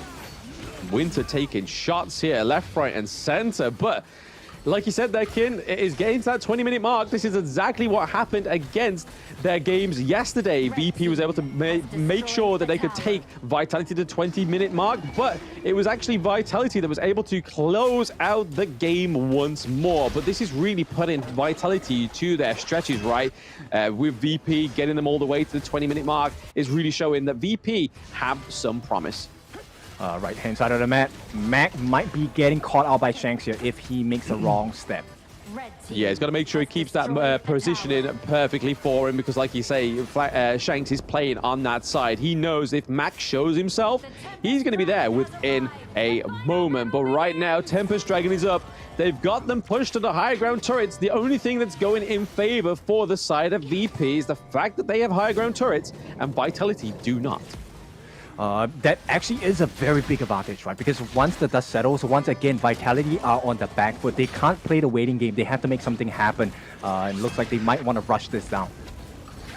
Yeah, they do have to make things happen here right now. The Tempest Dragon is going down very, very fast. Zhang Fei looking to try and scope it out. He's able to. Grizzly Q taking a lot of damage as well, making sure he's getting out of there, but it's still, they're keeping the Tempest Dragon pressure on. Vex is getting taken onto the back lane. There's a lot of pressure. There goes the Tempest Dragon for the side of Team Vitality. And there goes Mac as well. And then we're seeing the Sage Sanctuary come off of Grizzly Q. He is going to go down once more. That is a 5v3 as we see the end game almost getting concluded. Yeah, Vitality, they tear them a new one, and they're looking to close the series here. VP on the cusp of defeat. Yes, we see the high ground turrets being ablaze down by 90 as well. The time lapse does come through to try and keep them in there and zone them out as Team Vitality is going in with the wind slash, getting the double knock up onto the Hue1, onto Suya as well. Even though they managed to take them to the 20-minute mark, we are seeing a dominant Team Vitality take a 2-0 now over Virtus.pro, meaning that they are going to be the EMEA Play-ins champions.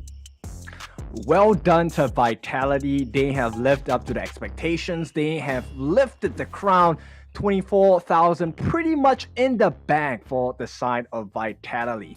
Now, of course, with that being said, this was a huge game from VP Virtus.pro. What a performance. Unfortunately, that's going to be the last performance that they're going to put up in this competition. Next game, we'll be looking at Vitality going up against Major Pride. But let's not get ahead of ourselves. Let's talk about this game. Blam, what did it for you in this game? I mean, Mac on the Show U, right, was fantastic. Being able to deal a lot of damage into the back line, basically making Highland second guess every decision, every position in where he was. We saw Mac just lay down those bullets and take pretty much like 2/3 of their health, right? It was huge amounts of damage being put over to the side of Team Vitality. But I have to say, though, Virtus.pro, even though they haven't been on the global stage yet, have managed to get this much out of Team Vitality. And I have to say, for them being such a fresh face to the scene and already repeating this much of a competition towards Team Vitality is very promising for this team's future. Yep, they were squeezing every little bit of potential out from Vitality, right? This was a big game, and once again, credits to City Boy because he was tanking through it all. But I think the real maker and the demise giver of this side of Vitality was 90, always jumping onto the backlines as well. He dealt 21.7% of the hero's damage across the VP, not the highest, but he made the most impact because he got Mac on the chopping block. Yeah, I mean, I'm very surprised to see the damage difference between Prince and Mac, right? The fact that Prince actually did way more damage than Mac, but I suppose it's the sparingness of those bullets, right? You have to make sure they land, because if they don't, you've got to charge up another bad boy and then charge up another one, whereas Suya has multiple ways of getting that damage across, whether it be the Universal Law or one of his other skills. But yeah, like you said, to Shanks there, 122k damage, and then even Highland with 114, so there was a lot of damage coming from different kinds of ways on the side of Vitality. But just look at that gold graph. Anybody that's joining the stream right now would see that that game was VPs up until that 19-minute mark. Yep, it's when City Boy hit that marker, right? It's also when 90 hit that marker. The early game was a torture for the side of Vitality because nobody could handle Mac. Nobody could reach Mac as well. And at the same time, very good godlike plays coming out from 3005, using the Sundering Slash, using a Blade Flurry as well to really just make life difficult and reposition, displace them from their winning placements in the fight. And once they hit the strides where they could tank through the damage, that's where the game really turned around for the side of Vitality. Oh, massively, right? This was a VP game through and through, like all the way up until that 19-minute mark where they started to come back, when they were pretty much pushed to their limit on the side of Team Vitality. That's when they kind of clapped back. And this is the narrative that's being built around these two teams, right? Is that VP can take them to the edge, but Vitality can always climb up and drag them back down. So it's going to be going forward in these future tournaments, seeing how VP can finally get the one over on Team Vitality. And right now, I'm super duper excited for the future of this feud. Oh yeah, for sure. At the same time, super excited to see how Vitality will play in for the group stages of the Kings Championship 2024. Now, this has been a good highlight reel, but we'll take a look at the MVP 90. Rightly so as well. He was the main maker on the side of VP. He made their life so difficult. Mac was feeling safe throughout the entire game, but when 90 says 90 night, it is time to go to sleep. Yes, he will put that Mac to sleep. And to be honest, I think it's all down to 90 in this game, right? Getting that victory is only because Elaine was able to get on top of the Show U. If it wasn't for the Elaine, he would have been guessing which bush he was in, how to get out, how to dive directly on the top of the Show U. But for that one, the Elaine was a perfect pick, right? So, hey, teams going forward, if you see a Show U being drafted and you don't have your Clash lane, go for the Elaine. And that's right. I'm expecting a lot of Soyuz to come out in my ranked games later, but it's fine. We'll see. You know, it really is the player, not the hero. And based on what's happening, it is going to be congratulations to Vitality. In the meantime, they have one more game up. But before we get to that, let's take a short break. When we're back, it's time to see Vitality put the game up against Major Pride.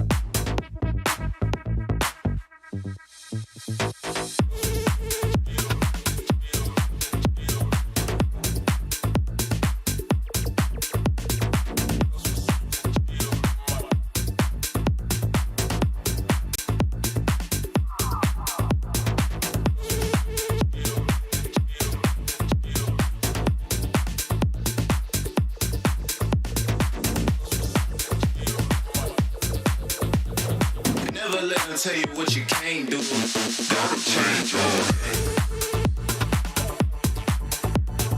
Never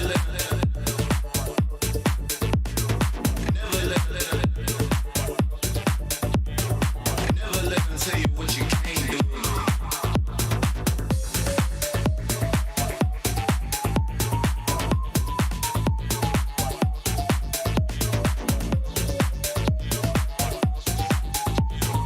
Never let them tell you what you can't do, can't do, can't do.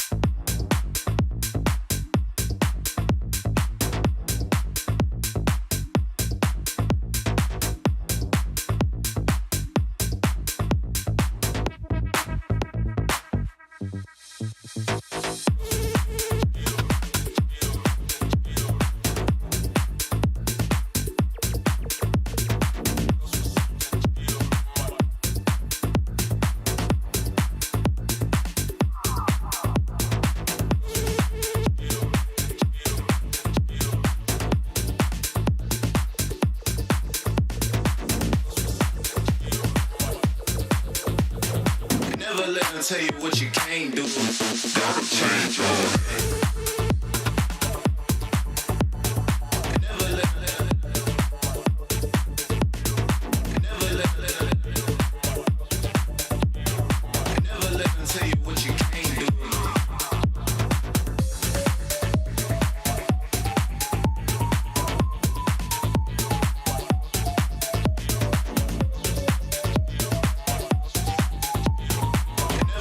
Tell you what you can't do, can't do, can't do.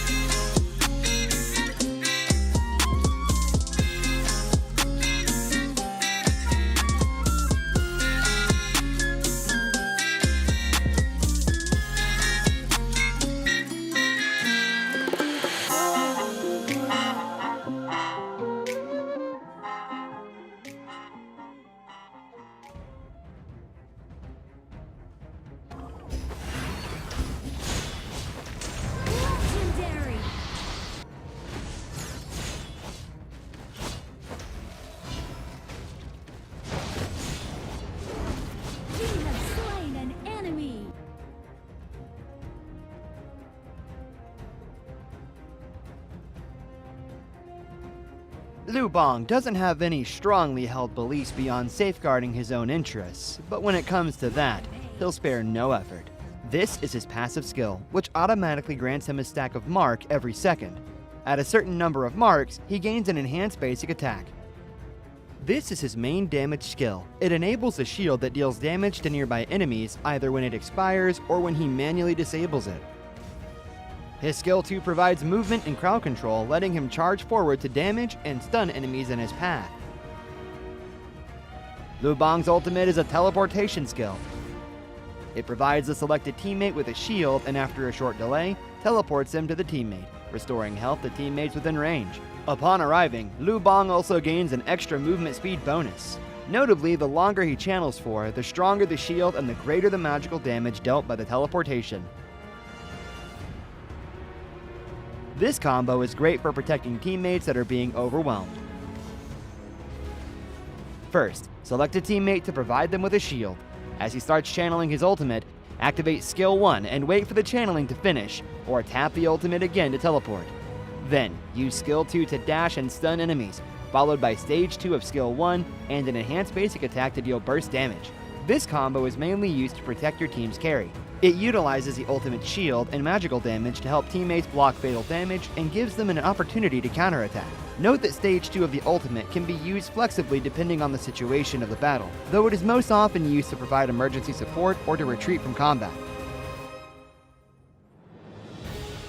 At the start of a match, Lu Bang can choose to clear his lane with skill 1. After unlocking his ultimate at level 4, he can clear the clash lane first, then teleport to teammates to help them. Since his ultimate lets him travel fast, he can take the time to clear minion waves before teleporting to a teammate. This puts pressure on the enemy in the lane, while at the same time building a numerical advantage in teamfights. He can also let teammates initiate fights and use his ultimate to provide them a shield, then jump in to absorb damage and take out enemies with help from the carry. If he's facing an enemy who is stronger but doesn't have any crowd control skills, he can use his ultimate to instantly teleport to easily flee the danger. Lu Bang should focus on leveling up during the early game. After unlocking his ultimate at level 4, he can keep using it to reach teammates and help them build an advantage.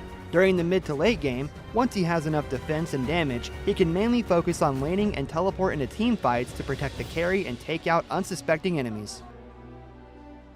There, pull out the root of the problem. What's a conscience? A kind of snack? Why duo someone when you can gang up on them in a valley?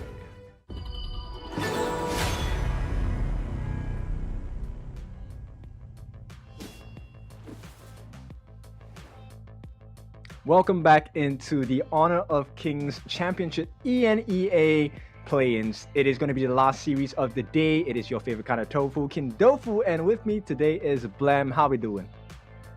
Absolutely grand. I mean, knowing that obviously Vitality have basically secured themselves that play-in spot, they still have one series to play against Major Pride. So hey, if anything, this is just going to be for the fans, a bit of a fan service for ourselves to get a bit more of cast on there. We all love watching the esports. So, hey, it could even throw a spanner in the works, right? Just in terms of trying to get that blemish-free record for Team Vitality. Could we see Major Pride take a round? That's something what I'm here to watch, right?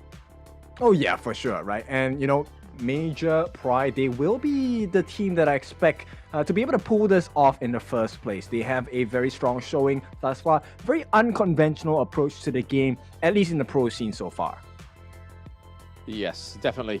More of a hot picks for the side of Major Pride, but this is Team Vitality once more. 90, City Boy, Highland, Shanks, and Winter in the support role. This is a team that will be going through to the KC 2024 as well, and obviously their opponents will be Major Pride for the last time within the play-ins. Oh yeah, so very strong performance. We've already seen there has been a test of the synergy, the teamwork between all 5 members on the side of Vitality, and boy have they proven us correct. And now they will be going up against a Major Pride represented by Shiswiski, Alimski, Red Cutie, Kinesis, as well as Kashibatir, looking to put up one last stellar performance before they bow out of this competition. Yeah, and once more, I just want to beat it back home to those guys in the YouTubes or whatever chat you're in, that Major Pride not having the best of the years at the start of it, but then a steady progression from going from no wins to semifinals to winning the Open Series Split 2 and then actually getting here to the play-ins. But they finally get the Jing to come to play-in for Major Pride. What? This is going to be nice, right? A little bit of a nice thing for Olimsky, finally getting that Jing pick. Yep, a nod as well as a sign of respect coming in from Vitality. They want MP Major Pride at their strongest. So they say, what? You know what? Let's give you the Jing. Let's see what kind of damage you can do.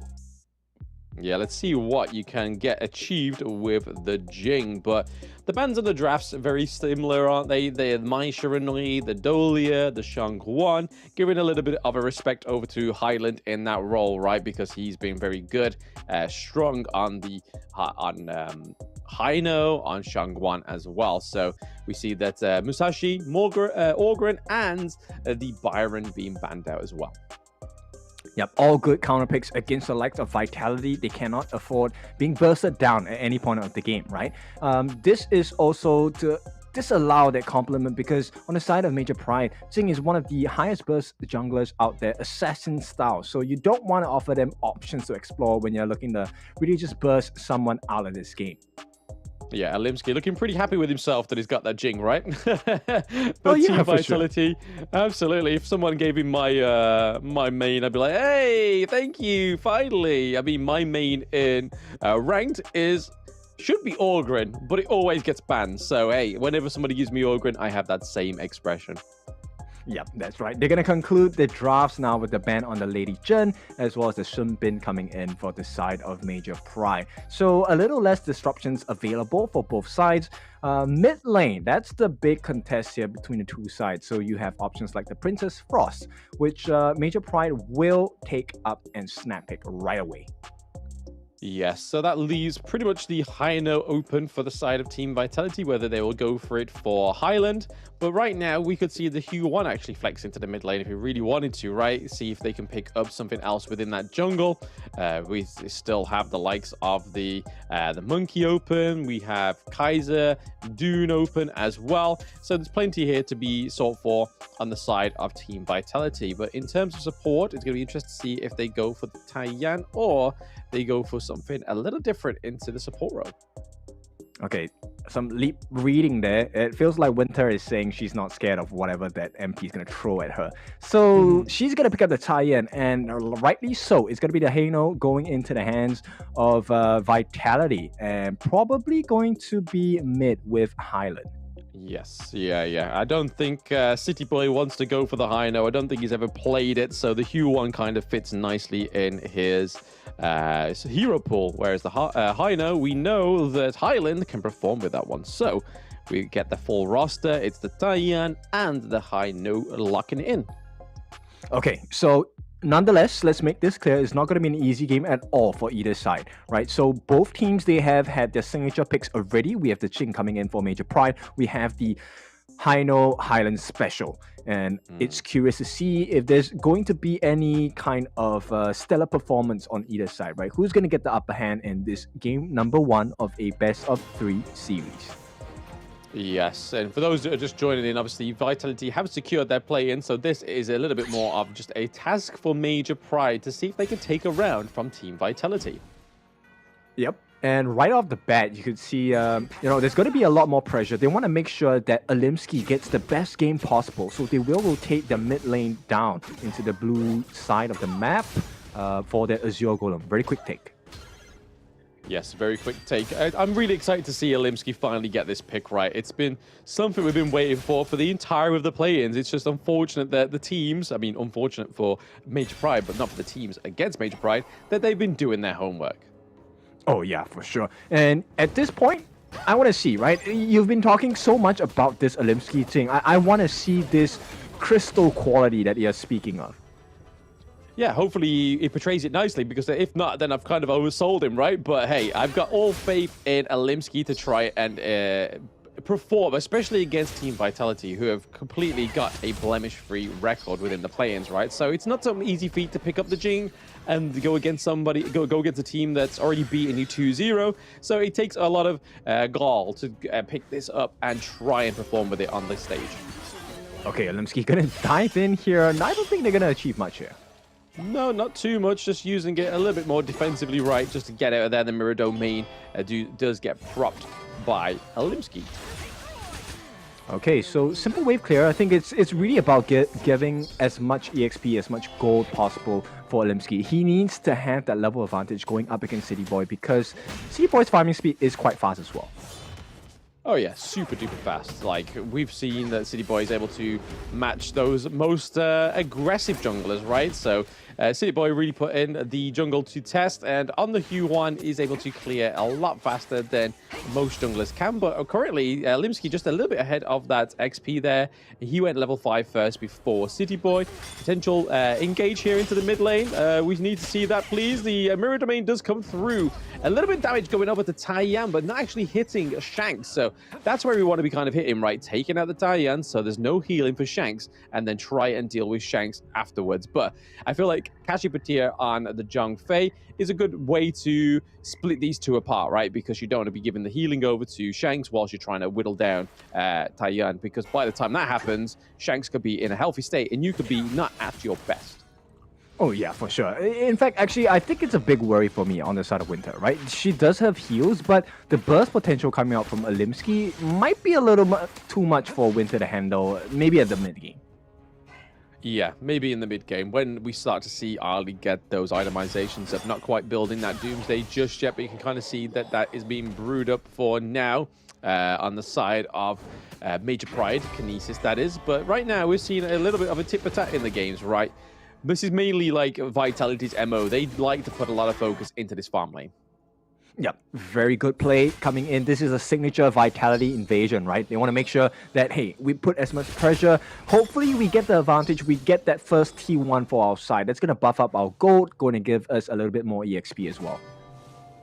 Yeah, hoping for not any of those 6-minute matches, right? Like we saw yesterday between Team Vitality and Major Pride, because that was a fast rundown for Major Pride, right? Just the able to get them all the way to their crystal just by opening up that side lane.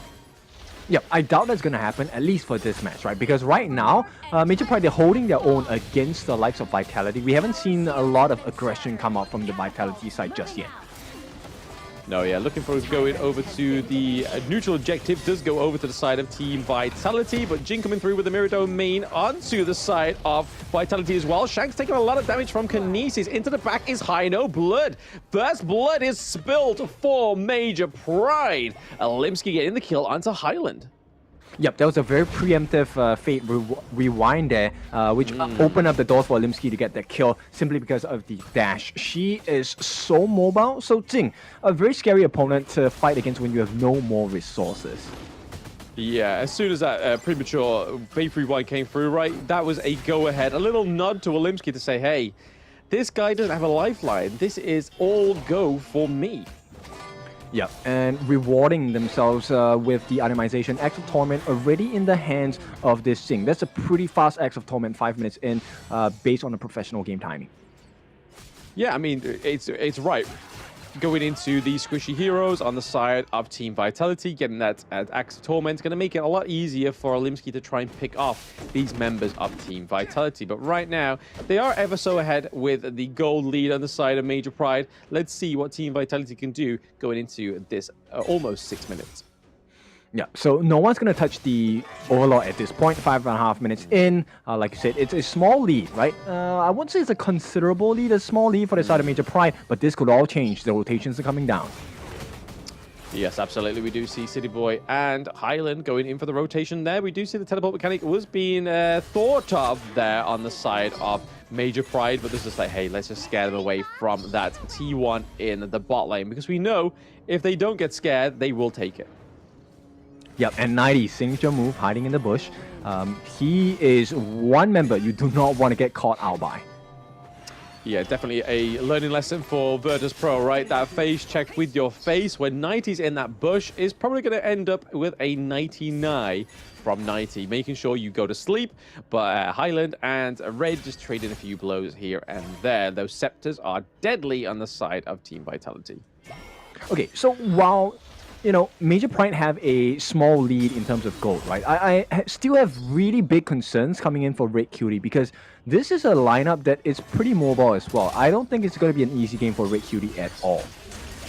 Oh no, he's basically there for zoning. But speaking of easy fights, it's not going to be this one just yet. The Mirror Domain does come through onto Highland. We do see that the Faith Recall was being used very early on just to get out of that Mirror Domain. So nicely played by Highland. Yep, and I think they are putting a lot of confidence into Winter as well as the tankiness of a City Boy, right? So they're actually going a little bit more aggressive onto Highland's build here. Mask of Agony first instead of the standard defensive structures like the Blazing Cape or even the Holy Grail, right? To help with the MP regeneration. Oh, here we go. Alimsky. Okay, Alimsky going in onto Highland, not able to actually get too far into the backline there because we see that City Boy denies the access onto his teammate, right? If he wasn't there, if City Boy didn't come to the rescue, Highland would have been down 0-2. Yep, and you can see the rotations on the side of Major Pride, right? They are taking so good care of this Azure Golem. They want to make sure that Alimsky is not threatened in the jungle. And this is a small change to their game style, but I think it's working out really well. 90. Yes, almost getting caught out here in a 2v1. It is 90. The Mirror Domain does come through, but there is the Death on Sunset. The Truth Mantra just keeps them away, though. So nobody falling into the clash lane on the side of Team Vitality. Rightly so. They're still behind in the gold, right? They aren't able to get any kills on the board just yet. But it's down to City Boy. It's down to Shanks to get those itemizations, to get those buffs. Giving over the Crimson Golem to Shanks. Yeah, it's kind of interesting because he's keeping pace against the RLE being played by Kinesis. And in fact, he has a very slight lead as of just now. Yeah, ever so slightly. They're going for the second neutral objective for themselves on the side of Team Vitality. Oh, it does get denied, though, by Major Pride. They're able to take that crucial kill theft. Not quite qualifying for one just yet, but hey, here's Jin going straight in onto Taiyan, and it's going to be Kinesis picking up the kill. The second blood for Major Pride. Yep, and my realizations and fears have been realized here because that's what I'm talking about. Alimsky, if you give him the lead, Winter is not going to have a good time. And when Winter is down, you're caught in between a rock and a hard place on the side of Vitality. Yeah, it gives Shanks less of a lifeline, right? Yes, he still has the infinite vastness, but he doesn't have that constant healing from the Taiyan. But right now, Major Pride up by around about 2k gold, but we've seen this time and time again with Team Vitality. They play from behind, but they're able to come back. They're able to just jump up from that edge and pull their opponents down. Right now, 90 catching Fatir in that bush. But is it going to be enough damage? Not quite yet, but Jin gets the kill onto Shanks out of the Observer's peripheral there, which was really nice. This is Alimsky really showing why that Jin hasn't been coming through in this play-ins. Yep, so far, absolute perfect performance coming in from Alimsky. And now we know why, right? Why it's consistently banned out. And I like the fact that Vitality wants to give it a try. And so far, not the best appetizer they've tasted in a while. Hey, I mean, it's a great respect. It's a sign of respect, right? Saying, hey, we know you love this pick. We know you're actually really good at this pick. So let me test myself and test you on the stage and see if you actually are as great as people say and as those scrim practices say, right? But right now, Alimsky is showing that truth of the matter is that he is a Jing main, currently up a level above Hue 1 right now. Yep, and it's a compliment, right? Because at this point, Red Cutie complements that synergy, gets the Venomous Staff. It's going to be a hard game for Vitality, at least for the next few minutes. Yeah, and if they try and dive onto Red QT, as we know, some of the mid lanes seem to be a little bit of a target for Team Vitality. He has the Splendor to keep himself alive. The Shadow Tyrant is up because we are getting into the 11th minute. Believe it or not, I felt like we were still at minute 6, but we're not. We're at minute 11 going into this point now. We do see Team Vitality going for the neutral objective. Will we get another crucial kill theft, or is this basically Vitality baiting Major Pride? I feel like it's a push and pull factor, right? They want to get that opening. And likewise, Vitality, they're hoping for an opening likewise for the side of Major Pride. And here we go, that's the opening. Yes, we did see a bit of an off-cam kill there for 90, taking down Kinesis, which really puts them in a handicap for this neutral objective on the side of Vitality. Right now, they do get the stunning onto Shizuki, but Shizuki goes into the backline there with the def on Sunset coming through as well. Mirror Domain also doing a lot of damage, but City Boy is committed. 90 into the backline there as well, looking to get a kill onto Limsky, but it's not Limsky that falls. It's going to be a double kill going over to Shanks on the side of Team Vitality. Yeah, big win. It is an even kill score, but it's not going to be an even gold score in a bit. T1 now being threatened by the side of Vitality. They should take this with ease, and right now they're going to even out a little bit of the map control. Yes, again, like we said earlier, this is classical Team Vitality. They play from behind, but then they get ahead with these great team fights. 90 with such a great flank from the back line, taking down Kashi Batir, but not taking down Olimsky, which was, you could see in his eyes, was the real target. Yeah, and this was all credits to Highland as well. He was the main peeler for the team. Take a look at the build now. Insatiable Tomb with the top Twilight Stream, as well as the Mask of Agony. You don't want to take consistent hits from Highland, because when you do, and you get the lockdown from 90, it's game over, man, for the side of Major Pride. And even with Shanks, right, he's built the Starbreaker as well as the Eternity Blade, as well as the Master Sword. So a lot of damage coming through, and it looks like Siegebreaker being that next item for him. So we've seen this time and time again on Shanks, that he gets those itemizations, he gets the damage, he gets everything delivered for you. But T1 down into the Clash Lane as well, thanks to 90. That is all T1s on the side of Major Pride now down, and the same for the T2 into the Clash Lane. 90 wasn't as happy. Just with one turret, he gets two. Yep, it's a big swing. They get the catch as well. Yes, with a swift exit, Olimsky actually falls down for the first time in this match. He is level 15, so he is far ahead of most of the players on the Gorge right now. But hey, down goes another T2. Vitality have shown respect, but now they are showing discipline. Yeah, very clean gameplay coming out from Vitality, very methodical as well. And right now, it's really about laying the pain on the structures across the map on the side of Major Pride. And so far, it's been doing well. You know what? The earlier kills onto Winter doesn't matter anymore. Right now, they are in the lead, 2,000 gold ahead.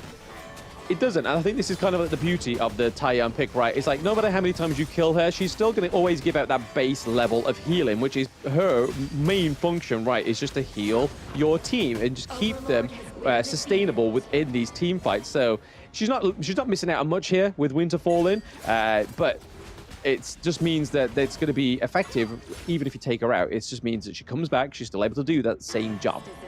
Yep. In fact, the more damage she soaks, the better, because that means that's more lifelines given to the side of Shanks, there's more lifelines given to the side of Highland, and especially 90, because they will be the ones responsible for setting the stage against the likes of Major Pride. And boy, have they done that well. Yeah, 90 really having a target on the back of Olimsky for this latter part of the game, right? Just constantly waiting for Olimsky to make the most overstep that he can, and then punish him for it with the Truth Manchas and the likes of. But the high ground turrets here looking a bit battered on the side of Major Pride. We are seeing that Shanks is doing a lot of damage now, so we must have that siege breaker up as well. The Vanguards are coming through to that farm lane, and Kashi Batir just taking shots here and there, and absolutely doing a lot of damage now is Shanks. We do see Olimsky trying to find out and take down the Vanguard in the mid lane, able to do that, but the Shadow Vanguard's still down there in the farm lane, so they've really got to try and wipe these down before Team Vitality get their way in. Yep, they're going to beeline for the top tower here, tier 3 being threatened as well. I think it should be quick and easy work for the side of Major Pride here, but they might lose the T3. Here comes the ride in the wind. That's going to be a killing blow towards that structure on the top. So right now, it's 2 lanes of open Mega Minions going to be marching down for the next few minutes. Yes, the Mega Minions on the side of Team Vitality just going to put that much more pressure onto the side of Major Pride. They're already down by around about 3.4k gold, which they were ahead for around about 2k for a long time, but this is just classical Team Vitality, play from behind, then play right ahead. They get the Shadow Tyrant for their side. That's a lot of damage coming over to the side of Team Vitality. Shank's going to be able to do way more damage now, as you can see. That gets taken onto Shizuki and Olimsky, but down goes Kashi Bartir as well once more. Zhang Fei falls, which is going to be a huge detriment to the side of Major Pride right now. They don't have the front line. All they have is those squishy heroes. The only thing they can really do to zone out the side of Team Vitality and keep them away is that Winter is coming from Red QT, but they're just waiting for the minions. 90 is walking them and escorting them to that crystal. Needs to do a bit of work into the clash lane, but with one cannon minion, can they make this a dream for Team Vitality? Well, a dream is all they have on the side of Vitality, but it's going to become a reality in the next couple of waves here. Yes, we did see the Miracle Domain come through, trying to take down Shanks, but it's not going to be enough for Olimsky. That is a crucial crowd control coming through from City Boy, but that, from now, is game one, taken to Team Vitality against Major Pride. Smooth, I like the confidence, and of course that earlier confidence coming in from Winter. The deaths don't mean nothing to her at this point because she's just going to provide the heals, provide the space. City Boy is going to provide all the tank. That's it. Give all the limelight over to those really hard-hitting heroes like the Lung, like the Dharma, as well as the Hugh Huan, and obviously the Hino. But that was a solid win, a solid play there from Major Pride at the beginning part of the game because they were given the reins to let loose. But unfortunately, it was Team Vitality reining them in towards the end as they were able to take that 1-0 victory so far. But you can kind of see here that Shanks on this Lung, no matter what he gives Shanks, right, he is a good farm laner. Yeah. 13,000 in the bank. He was one of the fastest earners in the team as well. Everything funneled into Shanks' hands, and boy, did it make the difference, right? The Flaming Palms, the riding the wind, everything hurt on the side of Major Pride. And of course, Vitality putting 90 to do his best work, especially against Olimsky. This is one of the risks of taking a Jing. She offers good burst, but she has she's susceptible to being bursted down as well. Yeah, she comes with expiry date, right? She has the great early game, has the good mid game, but then towards the late game, when you see Shanks come through with the Hino as well, dealing that 103k, dealing the 100k damage, as well as City Boy as well. We have 3 boys, men, in the over 100k club when it comes to damage dealt. And when it comes to Jing being such a glass cannon, it's hard to kind of get around that, right? Yeah, so the 8,000 goal lead, of course, really secured by the side of Vitality. It wasn't the cleanest game, once again, right? There was a significant lead for the side of Major Pride. But once Vitality hit the strides, you know it's not going to be an easy game at all. Yeah, I mean, you can kind of see from these highlights, right, that Major Pride had a great early game. Jing's expiry was far from over, as we saw those kills go onto Hino quite a few times, as we saw the kills go onto Winter as well. But then we saw 90, he was then put onto the shelf. His expiry date was not there. It's not going to be there until that game ends, right? That's the only time that Dharma starts to fail, is when the game ends, which is the point where you really want a hero to fail, right? But when we saw 90 come through with those backline attacks, those ganks were pretty much on point. Oh yeah, for sure. So the draft onto Winter having the Giant makes a lot of sense because there was a lot of sustain needed for the team and they played it to perfection at this point. Now this leads us into the MVP. City Boy once again dealing so much damage, 110,000 in total hero damage to the likes of Major Pride, taking only 56.7 thousand. 107 never died the once in this game. Enabled, amplified, all by Winter as well. Yeah, that was my next point, right? Is when you see the Taiyan come through with the Hugh Huan, it's kind of like no one really sees it. It's like overshadowed, right? When we see sort of Taiyan come through with Orgrim, people start to sort of like quiver, like, oh, okay, this is a little bit scary. But the thing is with Hugh Huan, even from those early levels, even with the lack of itemization, she's still able to sustain herself, become untargetable, and also do a lot of damage. Whereas Orgrim needs those items to sustain. But thinking of sustain, we are sustaining the tournament just for a little bit further with this break between Game 1 and Game 2. Don't go anywhere, chat. We'll see you very soon.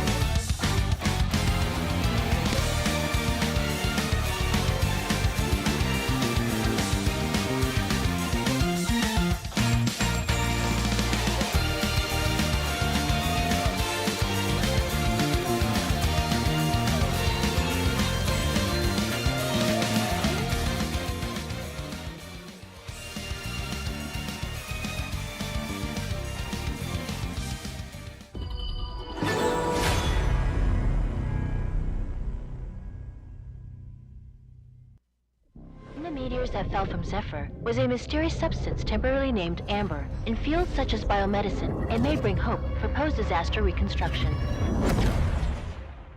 The possibility that they're still alive is practically zero. This is our only chance to save them.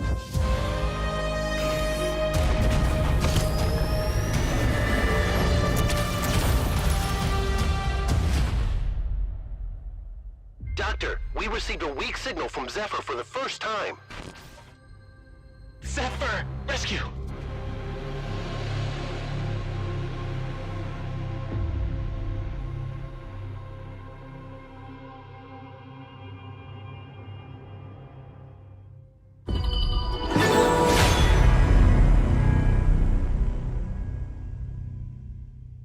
Esports, and they get what they want. Snow caught in the middle of 4 once again, and here comes the Infinite Vastness aggressively, and at this point it is a 1-by-1 they fall.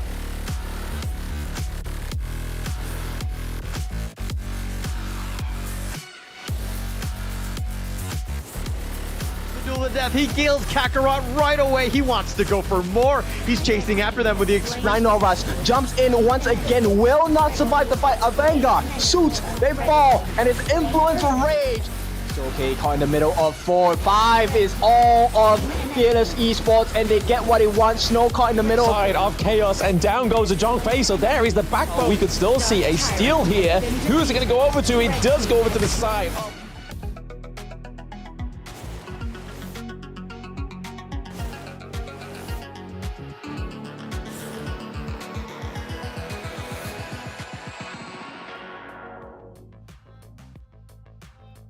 Welcome back into the Honor of Kings Championships EMEA play-ins. It is the final day, and now we are down to our final match, the second game of our best of 3 series between Vitality and Major Pride. Now, it is your favorite kind of tofu, Kindofu, and with me today is Blam. How are we doing for this potential last game? Potential last game, but are they going to give the reins over to Major Pride even more in this game too? Because we saw in game 1, right, that they were able to kind of give a little bit of a respect and say, hey, we gave you the Jing pick, but we also give you the early game. But in classic Team Vitality fashion, they kind of come back even though they're on the behind. And right now, you kind of see Major Pride struggling, right? We were saying in the post analytics of the game that even though Alimsky got the Jing has the expiry, especially when they have Shanks on the Lung, and then they also have Highland on the Hino. So 2 high damage heroes coming through when you have a brittle glass cannon like Jing. Yep, and I think this is also respects to the different coaches for both teams, right? At the start of the battle, it's always a battle of the minds, and Yao Yao has consistently performed as the coach of Vitality. Yes, so far. I mean, it kind of seems like it's like a little bit of a dual effort, right? It seems like Highland and Yao Yao have the kind of like the word on it, and hey, if they can get Highland to the point where it's like, hey, we don't need coach, we can do it all ourselves. I've got all the knowledge, baby. We can see what that happens there. But yes, very much loads of experience for Yao Yao. Used to be the coach, and I believe she made up the one team, right, within KIC 2023, and that team did exponentially well in that wildcard qualifier. So props to the coach, and it's definitely paying off for Team Vitality, right? The way they play, the way they draft is 10 times better than it was in Season 2. All right, so let's get the ball rolling. Major Pride here going to pick up that early for themselves. This time they believe it's going to be the winner, the one that allows them to take the dub against Vitality to draw this series up. Yep, so the Bennett, the Hue won, so rightfully so. City Boy absolutely destroyed and got MVP on that. They do go for the Orgrin because it is up, and they lock in the Lady Sun for Shanks. So a little bit of a different turnaround of things. No Ali, no Lung. They're going for a bit of a change, the Lady Sun.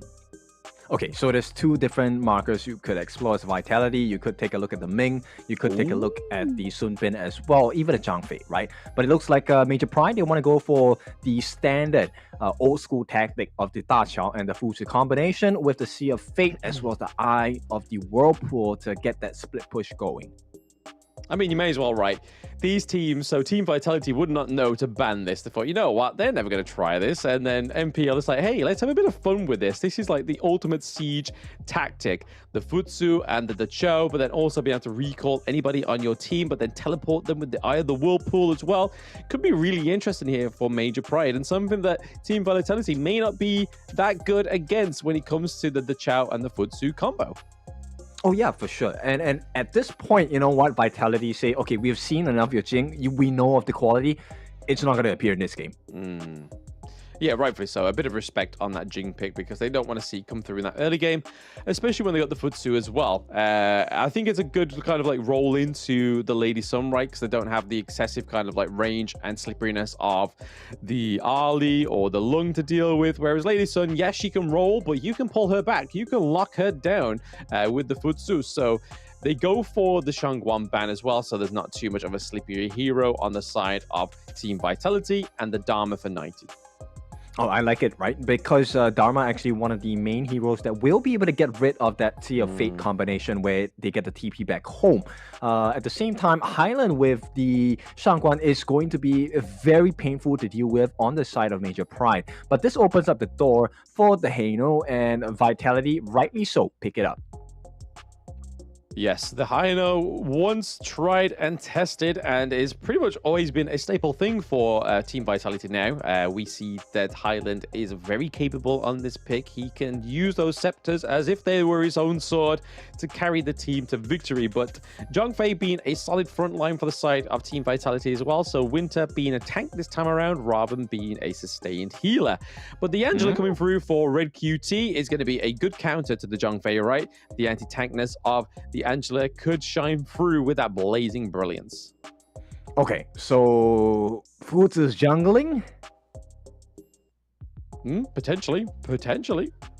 Okay, I like the creativity of Major Pride. I'm just, at this point, I think it's a big risk though. He's not the easiest hero to operate at low levels. The invade might come in very strongly from Vitality. Oh, absolutely. I mean, the fact that they've drafted Orgren as well, they can make their own ways into their enemy jungle, which they've shown time and time again. But the Futsu into the jungle is going to be interesting. Let's see if this is an Olimsky classic or a special. Yeah, let's see, right? Because Sage's Might, I think late game, definitely going to be very punishing against the lineup of Team Vitality, right? If they allow that opening, they could potentially be flawed by the strong damage coming in from the side of Major Pride. Yeah, I mean, we've gone from Jing's expiry to Futsu's activation date, right? So it's going to be interesting to see how they activate the Futsu, but then also navigate it as well. But there we go, into the... Okay, the Ollie into the jungle. Ollie. Oh, wow. Okay, why not? Okay, this is a sight to see, right? So definitely going to be really interesting. Highland and Kashipatir, in fact, going to be Kashipatir swapping roles. This time, it's going to be Red Cutie taking up the mantle of the support. Well, naturally, it was meant to be Kashipatir as the mid. That's how they were down on the papers, but it looks like they've decided for, hey, you know what? For the last game of the time, let's all play something we're going to have fun with and see if we can actually take a win, right? Oh yeah, this is definitely something that we've seen before, right? Even in the other play-ins as well. But it'll be interesting to see. I like the draft, the idea of the draft. Can you imagine in an R lead having a level lead against you? You can't really catch her in the early stages of the game because she already has a lift step, and she's gonna have a lot of pain. Oh, a lot of pain, right? A lot of pain, and there's no expiry date, right? So the Arlie gets better and better as the time goes on. And right now, you kind of see Olimsky just using the Parasol as a means of transport around the jungle. I think the only time I've ever seen the Arlie in jungle is when I didn't give a player the role that I already had, which was farm lane, and then they decided to take the Arlie in the jungle and then take my support with them as well. So that was nice. So if they're watching this game's for you. Yeah, and Olimsky already hitting level 4, you know, gonna be matched out by City Boy as well. Curious how this first team fight will go. Oh, very curious, right? I mean, it's hard to see how they're going to pin this down. They have a lot of souls, so first blood going over to Team Vitality. Nicely done by City Boy. Oh, that hurts, man, because Kinesis was so close to getting teleported back with the Sea of Fate. Just a second shy, unfortunately. It wasn't even a knockup that stopped him from the TP. It was the death that came falling down.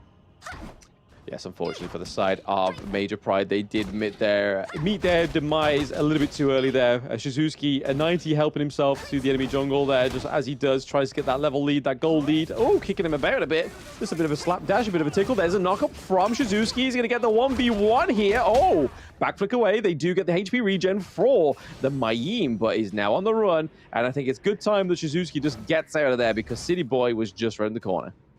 Yep, we have seen outplays, right, from Mayins across the different regions as well. So it's a difficult situation to be in. But you know what? 90 was actually below in EXP. Yeah, absolutely. He was a level below, right? And he still managed to get out of that one. Actually composed himself very well in that 1v1, which you can't really say for many Clash laners going 1-to-1 with a Byron. Oh yeah, for sure. Byron is actually a very strong 1v1 laner, but against the Mayin, if you play your cards right, Nai should always have the upper hand because he's able to get that extra hit in even before Shizuki is able to kind of react. Yeah, absolutely. Very agile, very versatile hero in the Clash lane that Knight is playing, the Mayim. But for now, we're getting in almost into that 4-minute mark, right, where those neutral objectives spawn. But you can kind of see here Team Vitality ever so slightly ahead with the gold. Alimsky giving a bit of damage onto the side of City Boy. Very slippery to get out of there. Okay, so benefits going into the side of Vitality, right? They have managed to garner themselves a comfortable 1,000 gold lead so far. And it looks like the 1v1 is going to work out for the side of Shizuki here. Yeah, Shizuki getting that 1v1 kill onto the Mayim, which is going to set up this Tyrant for the side of Major Pride. The only person around here is Highland. Is he going to contest it? And probably not. He doesn't have the smite. He could have used the scepters, but no, Alimsky gets the final blow at it. But the Faith Rewind comes through, CC Immune, and just keep him alive. Yep, and for but the first time, replay. Yeah, that's how they got the 1v1. The flash play coming out by Shizuki here. Flash play, flashier plays. But to be honest, Shizuki has proven himself time and time again that he is a great Clash lane player. It's just unfortunately sometimes he comes against even greater Clash lane players like 90, right? So it just shows that it's a bit of respect on 90 that he is a great player in that Clash lane. Okay, so an inkling of what's going to happen later. I'm pretty sure 90 is going to be able to find a group of the Major Pride players caught up, clumped up, and that whatever is going to make the world's difference. Oh yeah, absolutely. Absolutely, we'll see. But Alimsky taking a 2v1 here into the mid lane. He's very happy with himself that he's got this early pick, right? Yeah, for sure. And it's working out, right? Hasn't had the death yet. Already working hard, got that Doomsday onto hand. Probably going into the, let's see, Shadow Ripper next into the hands. Curious that he actually built the Patrol Axe, so wants to go for the Giant Script, a little bit more tankiness in the kit for Alimsky here. Yeah, a little bit more health as he goes on. That's a bit crazy, but here we go. Highland taking a 3v1 here. Faith Rewind does come through as he tries to clear the minions out of the wave. The Blazing Brilliance serving as a little bit of a just hit in the face onto Highland. There is no T1 takedown for the side of Major Pride, but hey, Shanks here doing what Shanks does best, and he's looking to take down that T1 into the Clash lane, making it a little bit harder for Shizuki to go against 91v1. Okay, so it's going to be a little bit more difficult for Major Pride, right? Because right now Vision is obscured and 3-on-1. Yep, 3-on-1. The Blazing Brilliance does come through onto City Boy as well. You can see 90 coming through with the slapdash, taking away Shizuki as well. We did see the Unbridled Outrage come through to try and part the ways of them, but Alimsky is able to pick off Highland once more. So Highland goes down again. That's 2-1 for Major Pride for this major unconventional hero in the jungle. Yeah, I like it, right? So Alimsky identifies what is a win condition. It's all about the 1v1s. So he wants to make sure he gets the burst in. Nobody else joins in the fight. Nobody else disrupts this honest, fair and square fight. Absolutely. Alimsky's just doing best with whatever he can do, right? At this point, just to, hey, can I take this kill? Yeah, sure. Can I take this camp? Why not? Let's just keep this Alimsky on the early fed and stacked up.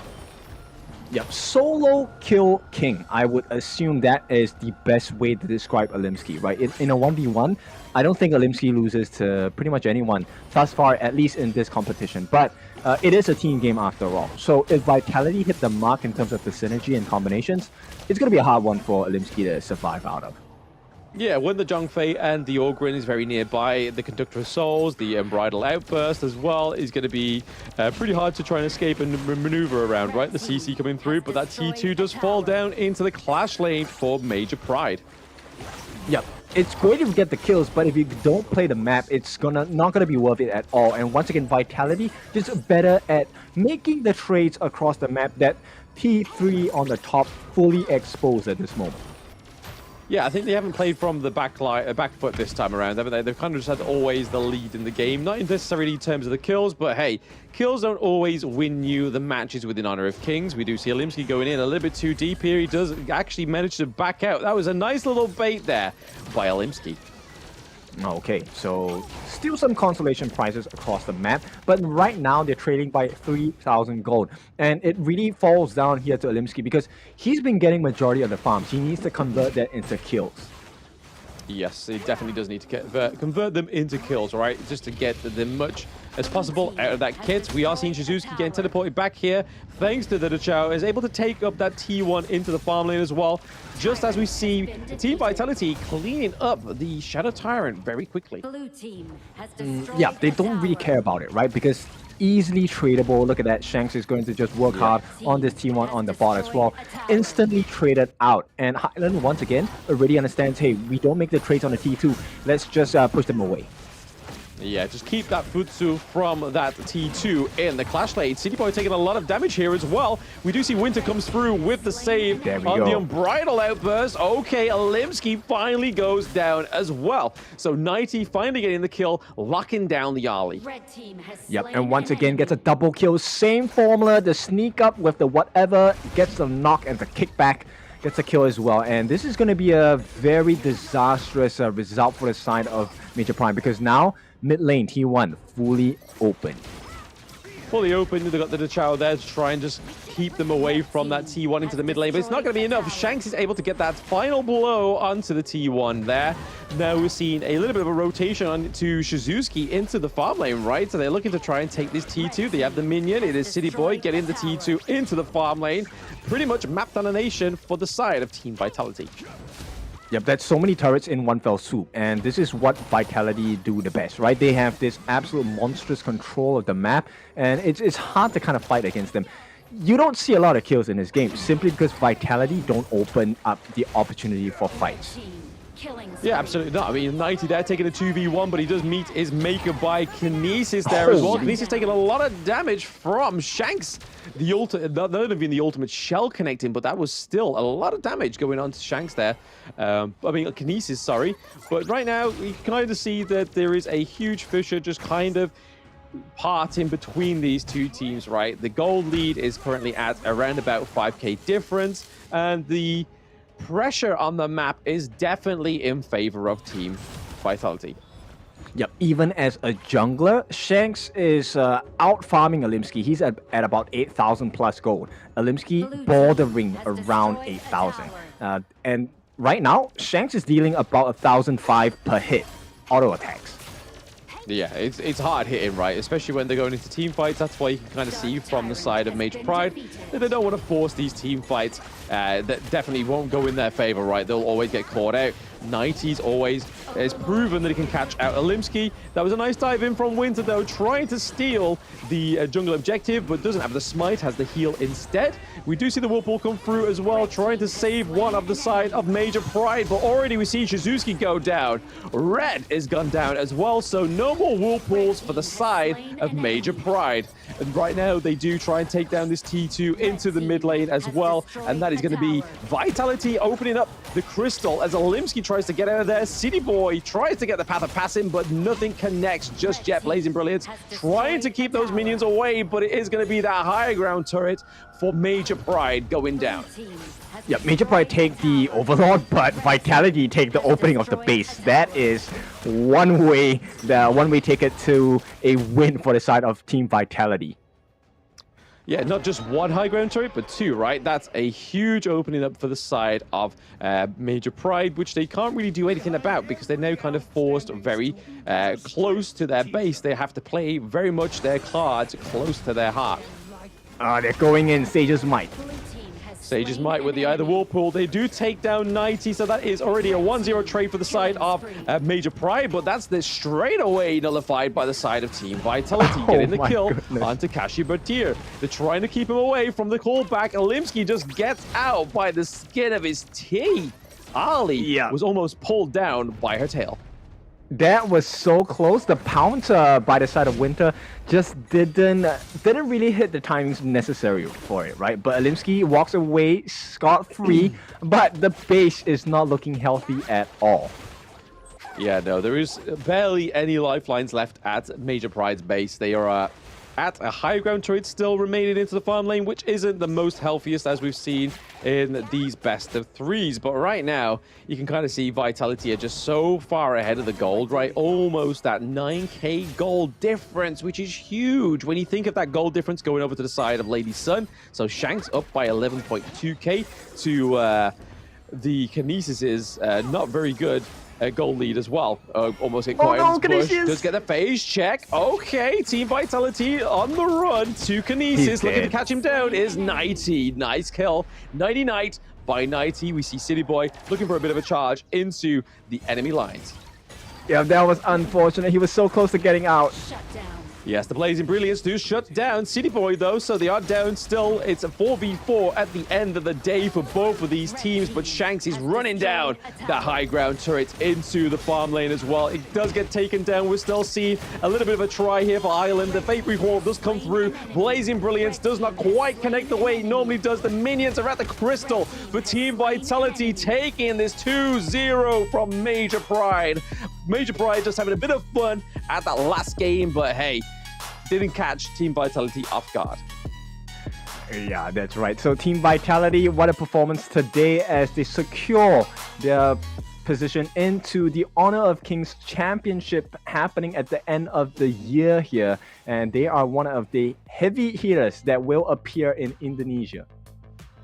Yes, they will be the pride of EMEA going forward. It will be Team Vitality once more, representing EMEA on the biggest stages of Honor of Kings. They were at Season 2, they're at EWC, and now they're going to be at the Kings Championship 2024. Yep, their story will continue to be told. And at this point, I think, thank you for having us and joining us for this past 2 days for the EMEA Plains. Let's take a look at the itemization as it comes in later. It's all about Shanks here, 2-0-6. 12,000 in the pocket. Didn't even go for the full aggressive build. Wanted to go for, I presume, the Glacial Buckler as the last item. Yeah, I mean, we didn't even see anything like the Axe of Torment or the Starbreaker come through on the side of Lady Sun. Normally going for that tier 2 item, Meteor, right? But not even no signs of that. Goes straight for the Shadow Ripper into the Eternity Blade, and then obviously Daybreaker towards the end there. But not even 6 slotted and was dealing so much damage. And you can kind of see here that 52k, but then also give it over to Highland with the 85k damage dealt as well, which is pretty huge. Yep, consistently in their faces, right? And if you take a look at it, everyone took so much damage, especially Shisuiski here taking 64,000 in hero damage across the likes of Vitality in total. Yeah, so a bit of a weird pick into the jungle, right? But hey, Alimsky tried to make it work for himself. He tried to have a bit of fun with this last game, but you can kind of see here from that gold graph, it was always going to be Team Vitality's game, right? Yep, a 10,000 goal lead as we go into the highlights of the game as well. It was a nice relief, I guess, taking out a little bit of the seriousness of the competition because Vitality have already secured their position. A nice kill there by Shisuiski with the Byron. But you know what? When you give so much space to the Mayin, 90, he does his best work there. He does. When you give him room to breathe, he will serve the best and deal the best result, right? It's just absolutely phenomenal for the side of Team Vitality. But right now, you can see with these highlights that it was just a bit of a fun match. Just see what they could do, see if they could pull a win from Team Vitality with just a fun draft, right? Yep, they melted Kashipatir there on that Angela. That was one of the fastest kills ever. And of course, with that being said, a couple of nice surprise kills, right? So Kashipatir returning the favor onto City Boy there, even though he was quite the tank. But end of the day, it's always the Shanks show, especially when you give him so much farm. And pair him up with players like 90, game is pretty much over. Yes, and our MVP for the last match of the day will be Highland with the 84k damage, the 214 KDA. He gets the respect he deserves. Obviously, City Boy taking quite a few of the MVPs today, but Highland taking the last on the high note, which has been a really big highlight pick for Highland. Yep, and Scepters of Fate will mean they will put their best foot forward. 8 wins in total, garnering a total of 4 points. VP put up a very strong performance in day number 1 and 2 as well, but only managing 2 points on their own. And of course, Major Prime going to end up with no points. Now, Team Vitality, welcome into the Honor of Kings Championships 2024. They are the champions of the EMEA play-ins. Yes, they've played very well there, and even with a new addition onto the team, they've done fantastically to adjust very adaptively, right? Like within such a small time, we saw Winter come in and fill those shoes in that support role. So well played to Team Vitality. They will be the EMEA representatives for the Honor of Kings Championship 2024. All right, so it's a big celebration. We have now our 3 finalists, all from the Pacifics, the Americas, and now the EMEAs as well. So as we inch a little bit closer towards that Honor of Kings Championships 2024 in Indonesia, I'm filled with so much excitement, so much anxiety at the same time, right? Because we have now told the story of 3 different regions. We will be having a lot more coming in a few days. Yeah, absolutely. So once again, from both me and Kendo Fu, thank you for having us. Thanks for watching, and thanks for being a part of the Honor of Kings global esports scene. We hope to see you at the KC 2024 Championships. But for now, it's goodbye. Have a great rest of your day.